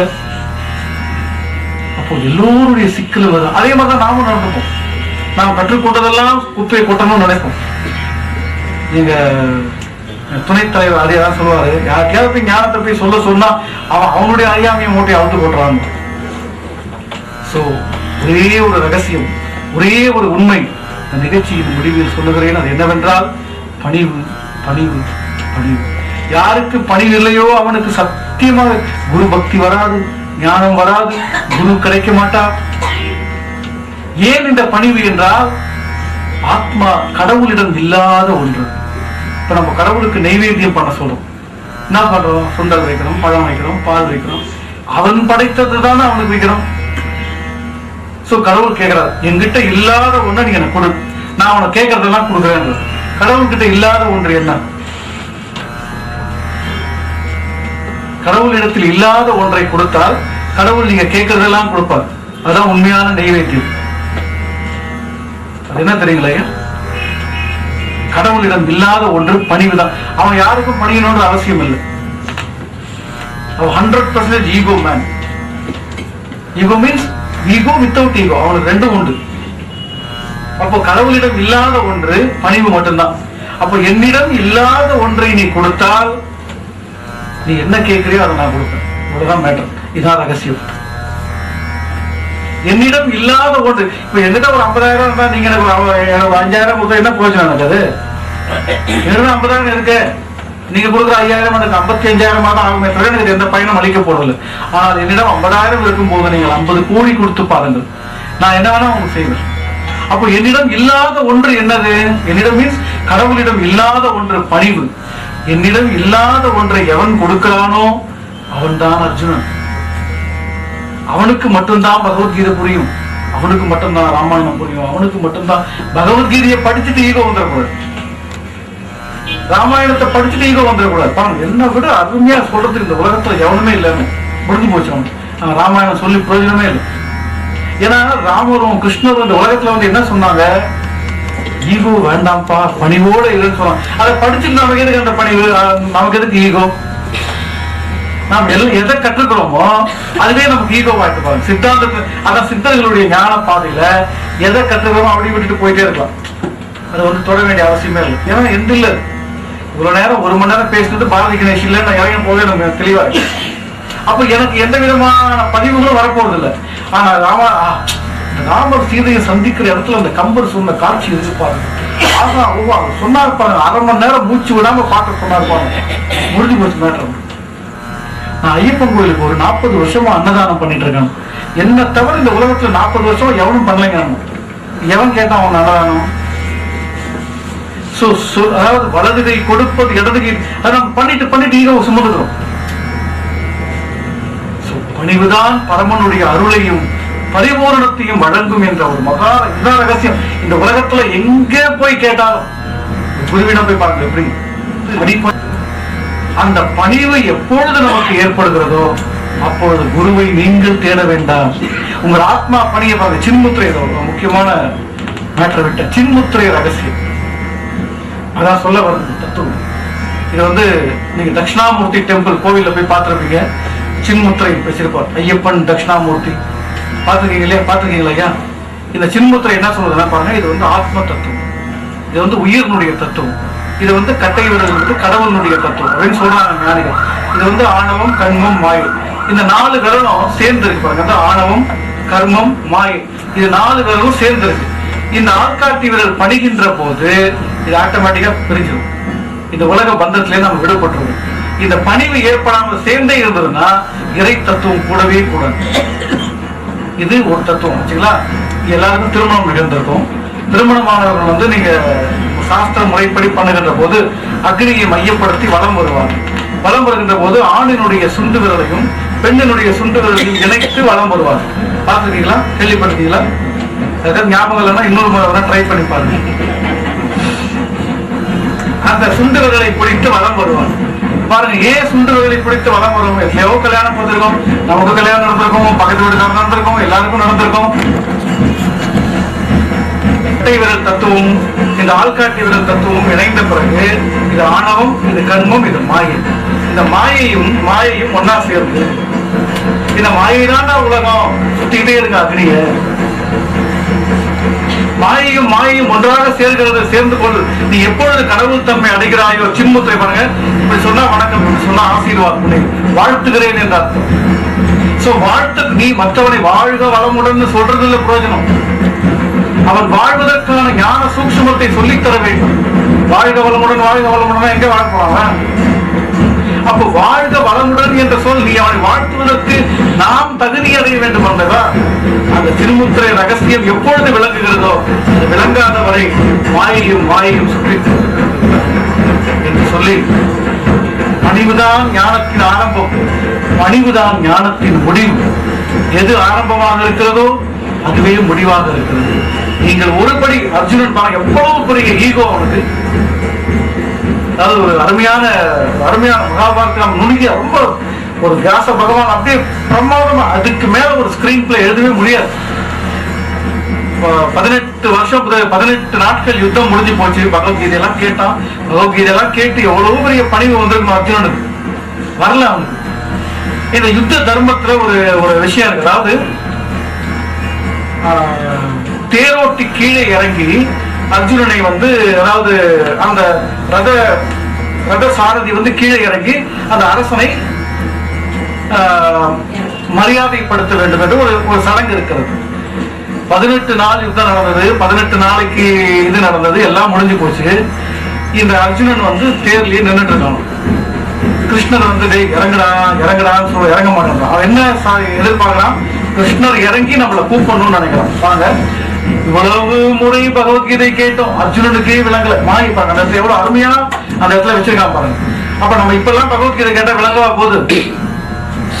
அர்ஜுனனுக்கே விளங்கவில்லை என்ற ஒரு சூக்ஷ்மத்தை அங்கே சொல்றானே, எத்தனையோ அம்புகள் வந்து விழுந்திருக்கு, தயவு செய்து இறங்கிடு. நான் இறங்கிட்டா நீ எரிஞ்சு போயிடுவேன். நான் இறங்கி உன்னை கூப்பிடணும்னு நினைச்சா நீ எரிஞ்சு போயிடுவடா, தயவு செய்து நீ இறங்க, அதுக்கப்புறம் நான் இறங்குறேன். இல்ல இல்ல, யுத்த தர்மத்தில் அந்த மரபுப்படி சாரதி இறங்கிறான், மன்னனை அழைக்க வேண்டும், இறங்கிறான், கெஞ்சினார் அர்ஜுனன். அப்போ இவ்வளவு முறை பகவத்கீதை கேட்டும் அர்ஜுனனுக்கே பணிவு வரவில்லை என்ற ஒரு ஞான ரகசியத்தை அங்கே வைத்திருக்கிறார் வியாசர். அப்புறம் சொல்லி இறங்குறான், அதுக்கப்புறம் விட்டுருங்க. இப்ப என்ன அந்த சூக்ஷ்ம உலகத்தில் தோன்ற எல்லா கிரந்தங்களும், மொழிகளும், பாஷைகளும், எல்லா சித்தர்களும், ஞானிகளும், ரிஷிகளும், மகான்களும், தீர்க்க தரிசிகளும், உலகத்தில் தோன்ற எல்லா செய்திகளின் ஒரே இலக்கு பணிவு மட்டும்தான். யாருக்கு பணிவு இல்லையோ அவனுக்கு ஞானம் இல்லை. இதுதான் ஞான ரகசியம், இதுதான் ஒரே ரகசியம். அந்த பணிவு எப்படி வரும்? அடுத்த கேள்வி வரும் இல்லையா? பணிவு பணிவுன்னா எப்படி சார் வருது? அது என்ன சுண்டரா கடையில வாங்கி கொடுக்குறது? இந்த ஆத்மா வந்து ஏற்கப்பட வேண்டும். அழுகையே தொழுகை. யார் ஒருவனுக்கு உருக்கம் வருகிறதோ அவனுக்கு பணிவு வரும்.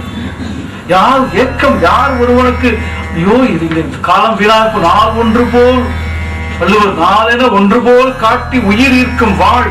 இந்த ஒவ்வொரு நாள் போன ஜாலியா கேலண்டர் கேட்கிறோமே, ஹாப்பி நியூ இயர் கொண்டாடுறேன் பாருங்க. உயிர், உன்னுடைய உயிரை அறுக்கும் வாழ் நாள் என ஒன்று போல் காட்டி உயிர் இருக்கும் வாழ் எனக்குள் சொல்றார் வள்ளுவர்.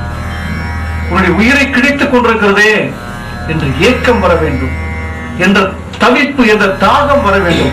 இந்த ஏக்கமும் தவிப்பும் தாகமும் அந்த ஒரு அழுகையும் யாருக்கு வருகிறதோ அவருக்கு நிச்சயமாக பணிவு வரும்.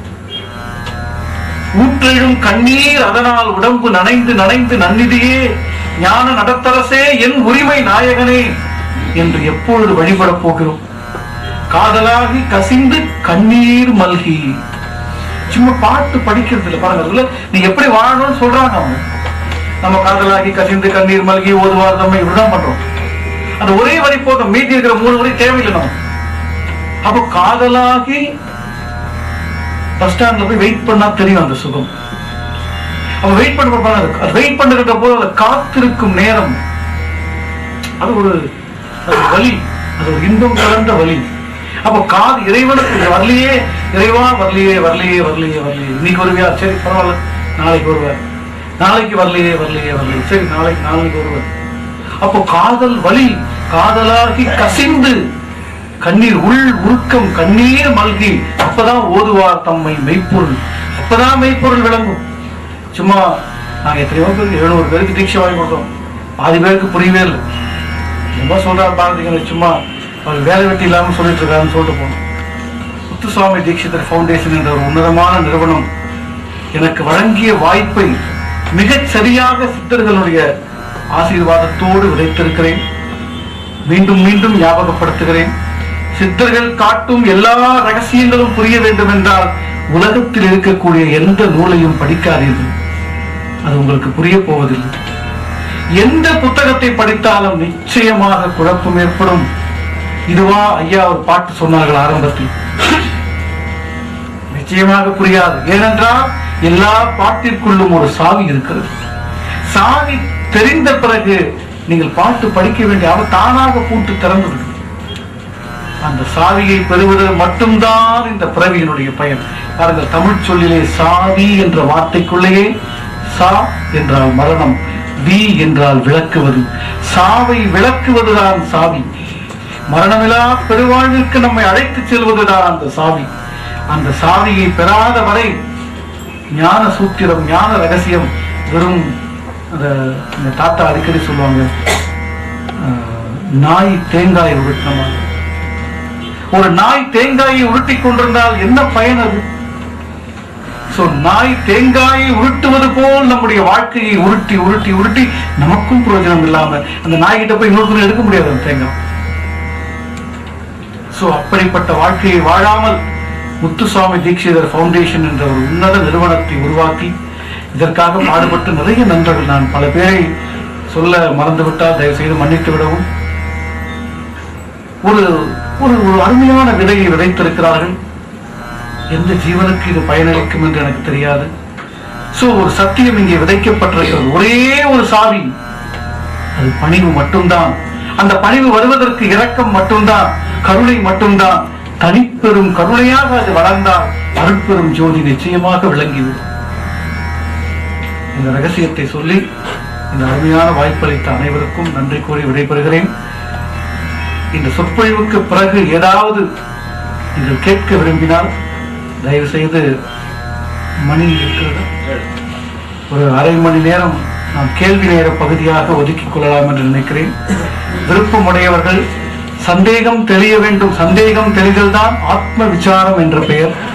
யாருக்கு விருப்பம் இருக்கிறதோ, அல்லது சப்போஸ் கேட்பவர்களுக்கு அச்சம் இருக்கலாம், கேட்கலாமா கூடாதா என்ற ஏக்கம் இருக்கலாம், தயவு செய்து தைரியமாக நான் சொன்ன தகவலில் புரியாதது ஏதாவது இருந்தால் தயவு செய்து மேடைக்கு வந்து கேட்கும்படி கேட்டுக்கொண்டு இந்த வாய்ப்பளித்த அனைவருக்கும் நன்றி தெரிவித்து, இந்த உலகம் இருக்கின்ற வரை, இந்த பிரபஞ்சம் நிகழ்கின்ற வரை, சூரியனும் சந்திரனும் நட்சத்திர வான மண்டலங்களும் உலகத்தில் இருக்கக்கூடிய அத்தனை அணுக்களும் இருக்கின்ற வரை ஒரே சத்தியம் விளங்கும்.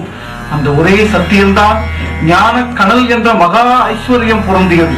எல்லா பிறவிக்கும் நான் என்று வந்தேனோ என்று போவேனோ இறைவனுடைய திருவடியை முழுமையாக அறிந்து அடைந்து ஒடுங்கி கலந்து கரைந்து பூரணமயமாக ஆகின்ற வரை ஒரே ஒரு பொருள்தான். அந்த ஒன்றுதான் ஞான கனல். அந்த கனல் வண்ண கற்பக கலா ரகசியத்தை வணங்கி, அதை எனக்கு வழங்கி ஞான சத்குரு பெருமானை வணங்கி இந்த அளவோடு திருநிறைவு செய்கின்றேன். நன்றி, வணக்கம்.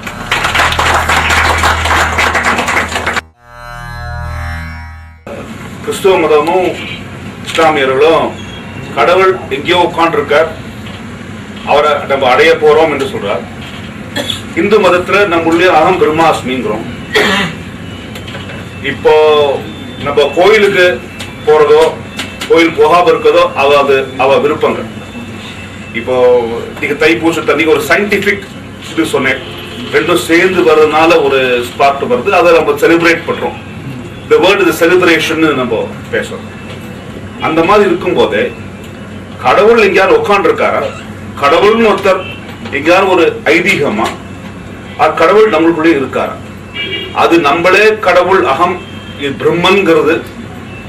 அப்போ எப்படி இந்த இது எப்படி சேரும்னு அவரு கடவுள் என்ற ஒன்று எங்காவது இருக்கிறாரா? இந்து மதம் நமக்குள் இருக்கிறது. அகம் பிரம்மாஸ்மி என்று மட்டும் சொல்லவில்லை, தத்துவமசி, நானே பிரம்மமாக இருக்கிறேன், ஐமாத்மா பிரம்மம், நான் அந்த அறிவு சுரூபமாக இருக்கிறேன் என்று 4 வேதங்களும் மகா வாக்கியங்களாக எடுத்து வைக்கப்பட்டிருக்கிறது. இப்ப நான் மீண்டும் ஞாபகப்படுத்துகிறேன், இஸ்லாமிய மார்க்கமாக இருந்தாலும் சரி அல்லது கிறிஸ்துவ மார்க்கமாக இருந்தாலும் சரி, அவர்களும் கடவுள் எங்கோ இருக்கிறார் என்று நிச்சயமாக சொல்லவில்லை. இஸ்லாமிய மார்க்கத்திலே 4வது வானத்திலே இறைவன் இருக்கிறான் என்று ஒரு பதம் வருகிறது. நாம் எந்த ஒரு விஷயத்தையுமே கொஞ்ச நேரத்துக்கு முன்னாடி சொன்ன மாதிரி கரியதோர் முகத்தை உற்ற அப்படின்னு சொன்னா உடனே நம்ம கரினா யானை என்று பொருள் மாற்றி வெளியே வந்துடுறோம். 4வது வானம் என்று சொன்ன உடனே நமக்கு என்ன ஞாபகம் வருதுன்னா, இது வானத்துக்கு மேல 4 வானம் இருக்கு போல இருக்கு அப்படின்னு வெளியே வந்துடும். நபிகள் நாயகமாக இருந்தாலும் சரி, நம்முடைய சித்த புருஷர்களாக இருந்தாலும் சரி, எல்லாமே பரிபாஷைகளாக சொல்லி வைத்திருக்கிறார்கள்.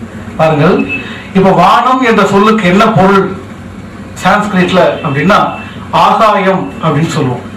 இந்த ஆகாயம் என்ற வார்த்தையை உடைத்து பார்த்தால் ஆ என்றால் உயிர், காயம் என்றால் உடம்பு, உயிர் தங்கி இருக்கக்கூடிய காயம்தான் ஆகாயம். இப்ப 4வது வானத்திலே இறைவன் இருக்கிறான் என்றால் இப்ப 4 காயம், அன்னமய கோஷம், பிராணமய கோஷம், மனோமய கோஷம், விஞ்ஞானமய கோஷம், ஆனந்தமய கோஷம். இந்த 4 மய கோஷங்களை கடந்து 5வது புள்ளியிலே ஆனந்தமயமாக சச்சிதானந்தமாக இறைவன் இருக்கிறார் என்று குர்ஆன் சொல்கிறது. இதைத்தான் சித்தர்கள் சொன்னார்கள், இதைத்தான் நம்முடைய இந்து மதம் சொல்கிறது, இதைத்தான் எல்லா வேதங்களும் எல்லா கிரந்தங்களும் சொல்கிறது. இப்போ கேள்வி என்னன்னா, நமக்குள்ள எப்படி அவன் இருக்கான் பாருங்க. இப்போ இது ஒரு நீங்க எல்லாம் நம்மளாம் ஒரு வீடு கட்டுறோம், எல்லாரும் வீடு கட்டியிருக்கோம். ஒரு வீடு கட்டும் போது எப்படி கட்டுவோம்? நம்மளுடைய படுக்கை அறையோ அல்லது ஒரு பூஜை அறையோ எங்க தேர்ந்தெடுப்போம்? ஒரு கழிவறையில சென்று யாராவது படுத்துப்போமா? ஒரு நல்ல சொபிஸ்டிகேட்டடா ஏசி போட்டு ஃபேன் போட்டு நம்மளுடைய அவங்க தகுதிக்கு ஏற்ற மாதிரி வீட்டை கட்டுவோம். இப்போ இறைவன் என்ற ஒரு மகா பெரியவன், பேரறிவாளன், இந்த தேகம் என்ற ஒரு வீட்டை கட்டி அதுக்குள்ளேயே அவன் இருக்கணும்னு ஆசைப்பட்டான்னா, இந்த உடம்புக்குள்ள என்ன இருக்கு? எலும்பு, சதை, ரத்தம், மாமிசம், புலால், மலம் போன்ற அத்தனை குப்பைகளும் இருக்கிற இந்த வீட்டுக்குள்ளேயே அவன் இருப்பான். ஆனா ஞானிகள் சொல்றாங்களே இருக்காங்கன்னு. அப்போ எலும்பு, சதை, ரத்தம், மாமிசம், புலால் போன்ற எதுவுமே இல்லாத ஒரு இடம் நம்முடைய தேகத்தில் இருக்கு. இந்த தேகத்தை அறிந்து கொண்டால் அதுதான் ஜீவ தேகம், அதுதான் ஆகாயம், அதுதான் பிதா சுதனாக வெளிப்பட்டு பரிசுத்த ஆவி இருக்கக்கூடிய இடம். இந்த பரிசுத்த ஆவி எதுவோ அதுதான் 4வது வானத்திலே ஆகாயமாக குரான் சொல்லப்பட்டக்கூடிய கடவுள். அதுதான் நம்முடைய சித்தர்கள் சொன்ன கடவுள். கடவுள் என்ற சொல்லுக்கு என்ன பொருள்னா கடத்திற்கு உள்ளே இருப்பவன். அது மட்டுமல்ல, எல்லாவற்றையும் கடந்து உள்ளே இருப்பவன். இறைவன் என்ற சொல்லுக்கு ஒளி, ஒளி எங்கும் இறைந்து கிடப்பது, எங்கும் இறைந்து இருப்பவன். தெய்வம் என்ற சொல்லுக்கு பஞ்சபூதத்திலே அப்பு, தேயு, வாயு, பிருத்திவி, ஆகாசம் என்று சொல்வார்கள். இதுல தேயு என்ற சொல்லுக்கு என்ன பொருள்னா நெருப்பு என்று பொருள். கனல் என்ற சொல்லிலிருந்து வெளிப்பட்டதுதான் தேயு. தேயு என்ற சொல்லின் வேர் சொல்தான் தெய்வம். பாருங்க, கடவுள், இறைவன், தெய்வம். அடுத்தது பகவான். பகவான் என்ற சொல்தான் 4வது வானம். அந்த சொல்லுக்குள்ளேயே பொருள் இருக்கு, நம்ம பார்க்கல. இப்போ கடவுள் வேற, பகவான் வேற, தெய்வம் வேற, ஆண்டவன். இப்போ ஊறுகாய் அப்படின்னா என்ன பொருள்னா ஊறும் காய், ஊறிய காய், ஊறுகின்ற காய், வினைத்தொகைன்னு சொல்லுவோம். அப்போ ஆண்டவன் என்ற சொல்லுக்கு என்ன பொருள்? ஏற்கனவே ஆண்டு முடித்தவன் என்றுதானே பொருள் வரும். அப்போ ஆள்பவன், ஆளப்போகிறவன், ஆண்டு கொண்டிருப்பவன், 3 காலத்தையும் குறிக்கிற சொல் தான் ஆண்டவன். அப்போ கடவுள், தெய்வம், பகவான், இறைவன், ஆண்டவன் எல்லாம் எங்க இருக்கு? இந்த ஒளி, ஒளி எங்க இருக்கோ அங்க இருக்கு. இந்த ஒளி, ஒளி எங்க இருக்கு? நாற்ற உடலுக்குள் நவமணியாய் சுடரும் ஜீவ தேகத்தில் எலும்பு, சதை, ரத்தம், மாமிசம், புலால் போன்ற எதுவுமே இல்லாத அந்த பகுதியில் இருக்கு. அப்போ இந்த பகுதியை அறிந்து கொண்டால், இந்த ஞான தீட்சையை பெற்றுக் கொண்டால், ஜாதி இல்லை, மதம் இல்லை, பேதம் இல்லை, சண்டை இல்லை, சச்சரவில்லை, உலகம் எவ்வளவு அமைதியா இருக்கும். நான் பெரியவன் இல்லை, நீ பெரியவன் இல்லை, எல்லோரும் சகோதரர்கள், எல்லோரும் சாதாரண சகோதரர்கள், ஆத்ம சகோதரர்கள், ஜீவ பிறவியர்கள். யாருக்காகவும் யாரும் எந்த கோவிலையும் எந்த மசூதியும் இடிக்க வேண்டாம். அப்போ ஒரு பரிசுத்தம், ஒரு ஒரு ஆனந்தமயமான இன்பம் மனிதர்களுக்குள் ஏற்பட்ட பிறகு அந்த இறை தத்துவம் பறித்த குழப்பங்கள் நமக்கு வர வேண்டிய அவசியமே இல்லையே. அதுக்கு ஒரே வழி இரக்கம், ஒரே பயணம் கருணை, ஒரே சாவி தீட்சை என்கின்ற கனல் வண்ண மகா ரகசியம். இது புரிந்தா மட்டும்தான் கடவுள் எங்க இருக்காருன்னு தெரியும். அது புரிவதற்காக பிரார்த்தனை செய்யும். முக்கியமான என்ன வித்தியாசம் பிட்வீன் சித்தர் philosophy and other philosophies? Hindu philosophyல நிறைய philosophies இருக்கு. கிட்டத்தட்ட நீங்க சொன்னது இப்போ almost like all other philosophies. What is the basic difference? ஒரு அருமையான கேள்வி. இந்த கேள்விக்கான பதில் நான் சொல்றதுக்கு முன்னாடி ஐயா தவறா நினைக்கக்கூடாது. வித்தியாசம் பார்ப்பது மனம்தான். இப்போ மனம் என்ன சொல்லுது? இது உயர்ந்தது, இது தாழ்ந்தது என்று பேதம் பார்க்கிறது. இப்ப வித்தியாசம் நாம் என்ன சொல்றோம்? உள்ளுக்குள் அந்த ஒளியும் ஒளியும் என்ற மகா ரகசிய கனல் பொங்கும் ரகசியத்தை அறிந்து கொண்ட பிறகு வித்தியாசம் என்ற ஒன்றே இல்லையே, எல்லாமே ஒன்றுதான். உலகத்தில் உங்களுக்கு ஒரு ஞான சத்குரு வாய்ப்பு, உங்களுக்கு தீட்சை என்று ஒரு மகா ரகசியத்தை கொடுத்தால் அவர் இவர் உயர்ந்தவரா இவர் தாழ்ந்தவரா என்ற ஏக்கமே என்ன அவன் அடித்தட்டில் இங்க நீங்க வெளியே போகும்போது ஒன்னே ஒன்று தெரிஞ்சுக்கணும், பிரித்து பார்க்க ஒரு அங்குலம் அப்படி நிறைய ஹைட் வேணாம், ஒரே ஒரு பர்சன்டேஜ் நம்ம டெவலப் ஆனா போதும். இந்த தைப்பூசத்தில் 1%, 0.1% மனமா? ஒரு அருமையான கேள்வி கேட்டோம். அப்ப நம்ம மனம் பேதப்பட்டு பார்த்துட்டு இருக்கு. சோ அறிவென்ற எல்லைக்கு போறதுக்கு என்ன பண்றது? ஒண்ணு இல்ல, அறிவென்ற எல்லைக்கு போறதுக்கு என்ன பண்றது? ஒரே பதில் தான், பணிவு, இரக்கம், கருணை. What is the difference between mind and soul? இப்ப நமக்குள்ள 3 பொருள் இருக்கிறதா சொன்னோம், உடல், மனம், உயிர். இப்போ உடல் என்பது உருவ தோற்றத்துல இருக்கு. நல்லா ஒரு அருமையான கேள்வி, பட் கிரேட்டஸ்ட் கொஸ்டின். இதுக்கு நான் பதில் சொல்லிடணும், பட் என்னுடைய உரையில சொல்ல மறந்துட்டேன். உடல் என்பது உருவ தோற்றத்துல இருக்கு, உயிர் என்பது அருவ தோற்றத்துல இருக்கு. நல்லா கவனிங்க, உடலுக்கு உருவம் இருக்கு, உயிருக்கு உருவம் இல்லை, அருவ தோற்றம். இந்த உருவமும் அருவத்தையும் இணைப்பதுதான் மனம். அப்ப மனசுக்கு உருவமும் இருக்கு, அருவமும் இருக்கு. அப்போ உயிர் என்றால் என்ன அப்படின்னா, உடல் என்பது கனல், ஒளி, ஒலி, அதாவது கனல் மற்றும் வெளிச்சமும் நாதமும் வந்தா அந்த உடம்பு உண்டாயிடும். இது நாதமும் விந்துவும் சேர்ந்தா இந்த உடம்பு உண்டாயிடும். இந்த உயிர் உண்டாவதற்கு கனல், லைட் அண்ட் சவுண்ட் இருக்கு பாத்தீங்களா, அது சவுண்ட் அண்ட் லைட்டா மாறணும். அதனாலதான் நம்ம எல்லாரும் தலைகீழா பிறக்கணும். சோ தலைகீழா ஏன் பிறக்கிறோம்னா, நீ தலைகீழா வந்த லைட் அண்ட் சவுண்ட், அதாவது நல்லா புரிஞ்சுக்காங்க, லைட் அண்ட் சவுண்டா வெளிப்பட்ட சவுண்ட் அண்ட் லைட்டா ரிட்டர்ன் வந்துருங்க. இதான் சூக்ஷ்மம். தலைகீழா பாருங்க, சிருஷ்டி ரகசியம், இதான் பிரபஞ்ச ரகசியம். தலைகீழா இறைவனுக்கு தெரியாதா? ஏன் தலை? அப்போ இந்த உலகத்தை முதலாக பார்க்க வைக்கிறான், தலைகீழாக பிறக்க வைக்கிறான். உடல் உருவ தோற்றம், உயிர் அருவ தோற்றம்.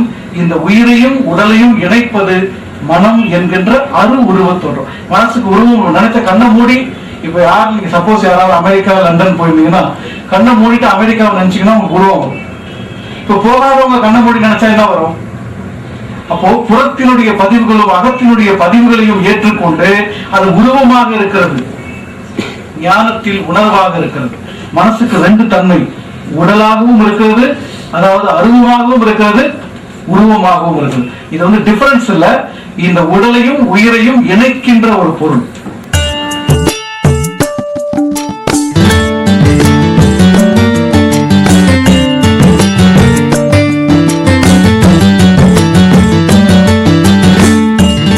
கழிச்சு போட்டு பார்த்ததோ கணக்கு புரியல இறைவா, கணக்கு புரியல. என்ன கூட்ட கொடுத்து உசுர கொடுத்த வழக்கு புரியல இறைவா, வழக்கு புரியல. கூட்டி கழிச்சு போட்டு பார்த்ததோ கணக்கு புரியல இறைவா, கணக்கு புரியல. என்ன கூட்ட கொடுத்து உசுர கொடுத்த வழக்கு புரியல இறைவா, வழக்கு புரியல. ஆட்டி வைக்கும் ஆண்டவன ஆதி தெரியல இறைவா, ஆதி தெரியல. ஓ தரிசனத்தை காட்டிடையா, வேறு வழி இல்ல இறைவா, வேறு வழி இல்ல. கூட்டி கழிச்சு போட்டு பார்த்ததோ கணக்கு புரியல இறைவா, கணக்கு புரியல. என்ன கூட்ட கொடுத்து உசுர கொடுத்த வழக்கு புரியல இறைவா, வழக்கு புரியல.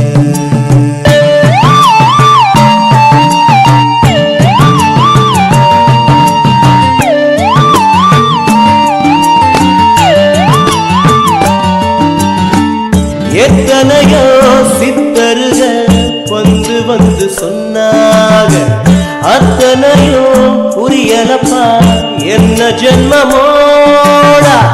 எத்தனையோ சித்தருக வந்து வந்து சொன்னாக, அத்தனையும் புரியலப்பா என்ன ஜென்மமோ. உத்தமனே உண்மை சொல்லி புல்வொழிய கந்தாக, சித்தத்தில ஏறலையே என்ன பாவமோ. உத்தமனே உண்மை சொல்லி உள்வொழிய தந்தாக, சித்தத்தில ஏறலையே என்ன பாவமோ. செஞ்சத கணக்கு போட்டா வினை குத்தம் அதிகம் சாமி. இந்த உடல் பொருளாவி எல்லாம் உனக்கள்ளி கொடுத்தேவானி. தேகம் எடுத்ததும் இந்த ஜீவன் எடுத்ததும் பாவ கணக்குக்கு ஈடு நீயே மாற்றி அமைக்கவோ, என்ன தேற்றி அருளவோ. கண்மணிக்குள் வந்து சேரு இறைவா, கர்ம வினைகளை தீரு தீரு. கூட்டி கழிச்சு போட்டு பார்த்ததோ கணக்கு புரியல இறைவா, கணக்கு புரியல கூட்ட கொடுத்த உசுர கொடுத்த வழக்கு புரியல இறைவா வழக்கு புரியல.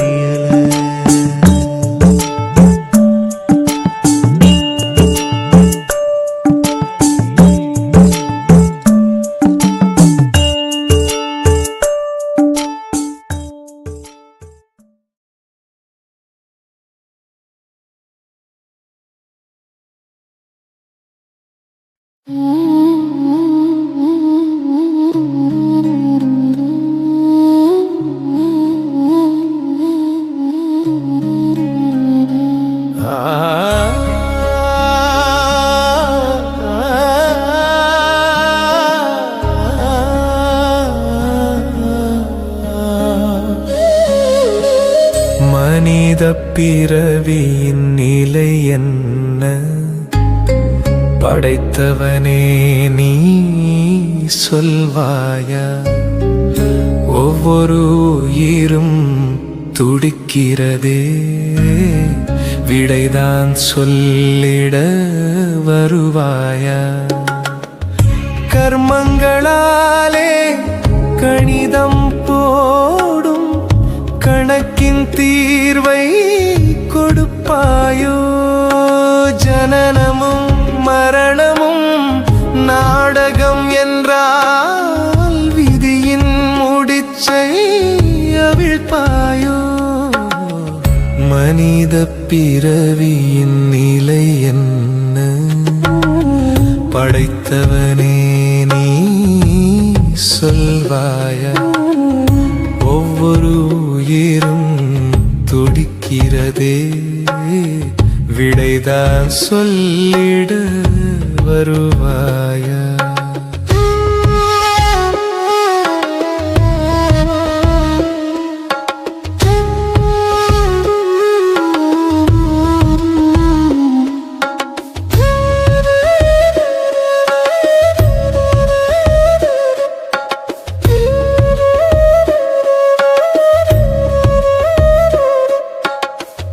எது இருந்தாலும் ஏதோ ஒன்று இல்லாதவனாய் வாழ்கின்றான்.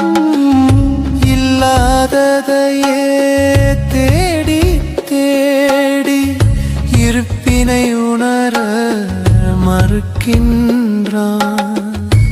எதிலோ முடங்கி இதுதான் இதுதான் என்றே ஒடுங்கி தவிக்கின்றான். நல்லது என்று எதன் பின்னாலோ சென்றவன் சரியை மறக்கின்றான். மும்மல சுமையின் பொதிமாடான பிறவிக்கு விடுதலை தருவாயோ? தத்துவ கற்பனை சாக்கடை புழு என் கைத்தலம் பற்றிட வருவாயோ? மனித பிறவியின் நிலை என்ன படைத்தவனே நீ சொல்வாயா? ஒவ்வொரு உயிரும் துடிக்கிறதே விடைதான் சொல்லிட வருவாயா?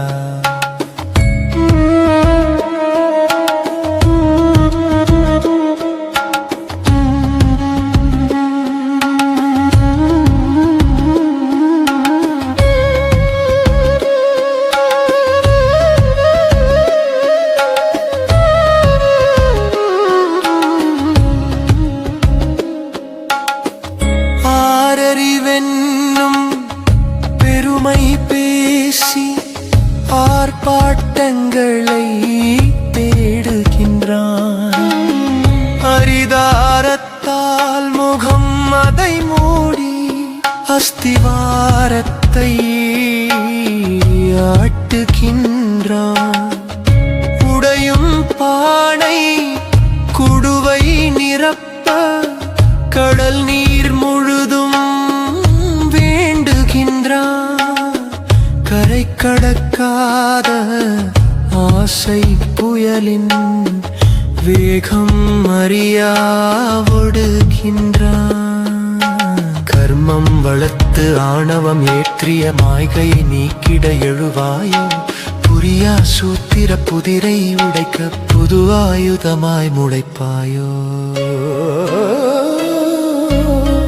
மனித பிறவியின் நிலை என்ன படைத்தவனே நீ சொல்வாயா ஒவ்வொரு உயிரும் துடிக்கிறதே விடைதான் சொல்லிட வருவாயா கர்மங்களாலே கணிதம் போடும் கணக்கின் தீர்வை கொடுப்பாயோ ஜனனமும் மரணமும் நாடகம் என்றால் விதியின் முடிச்சை அவிழ்ப்பாயோ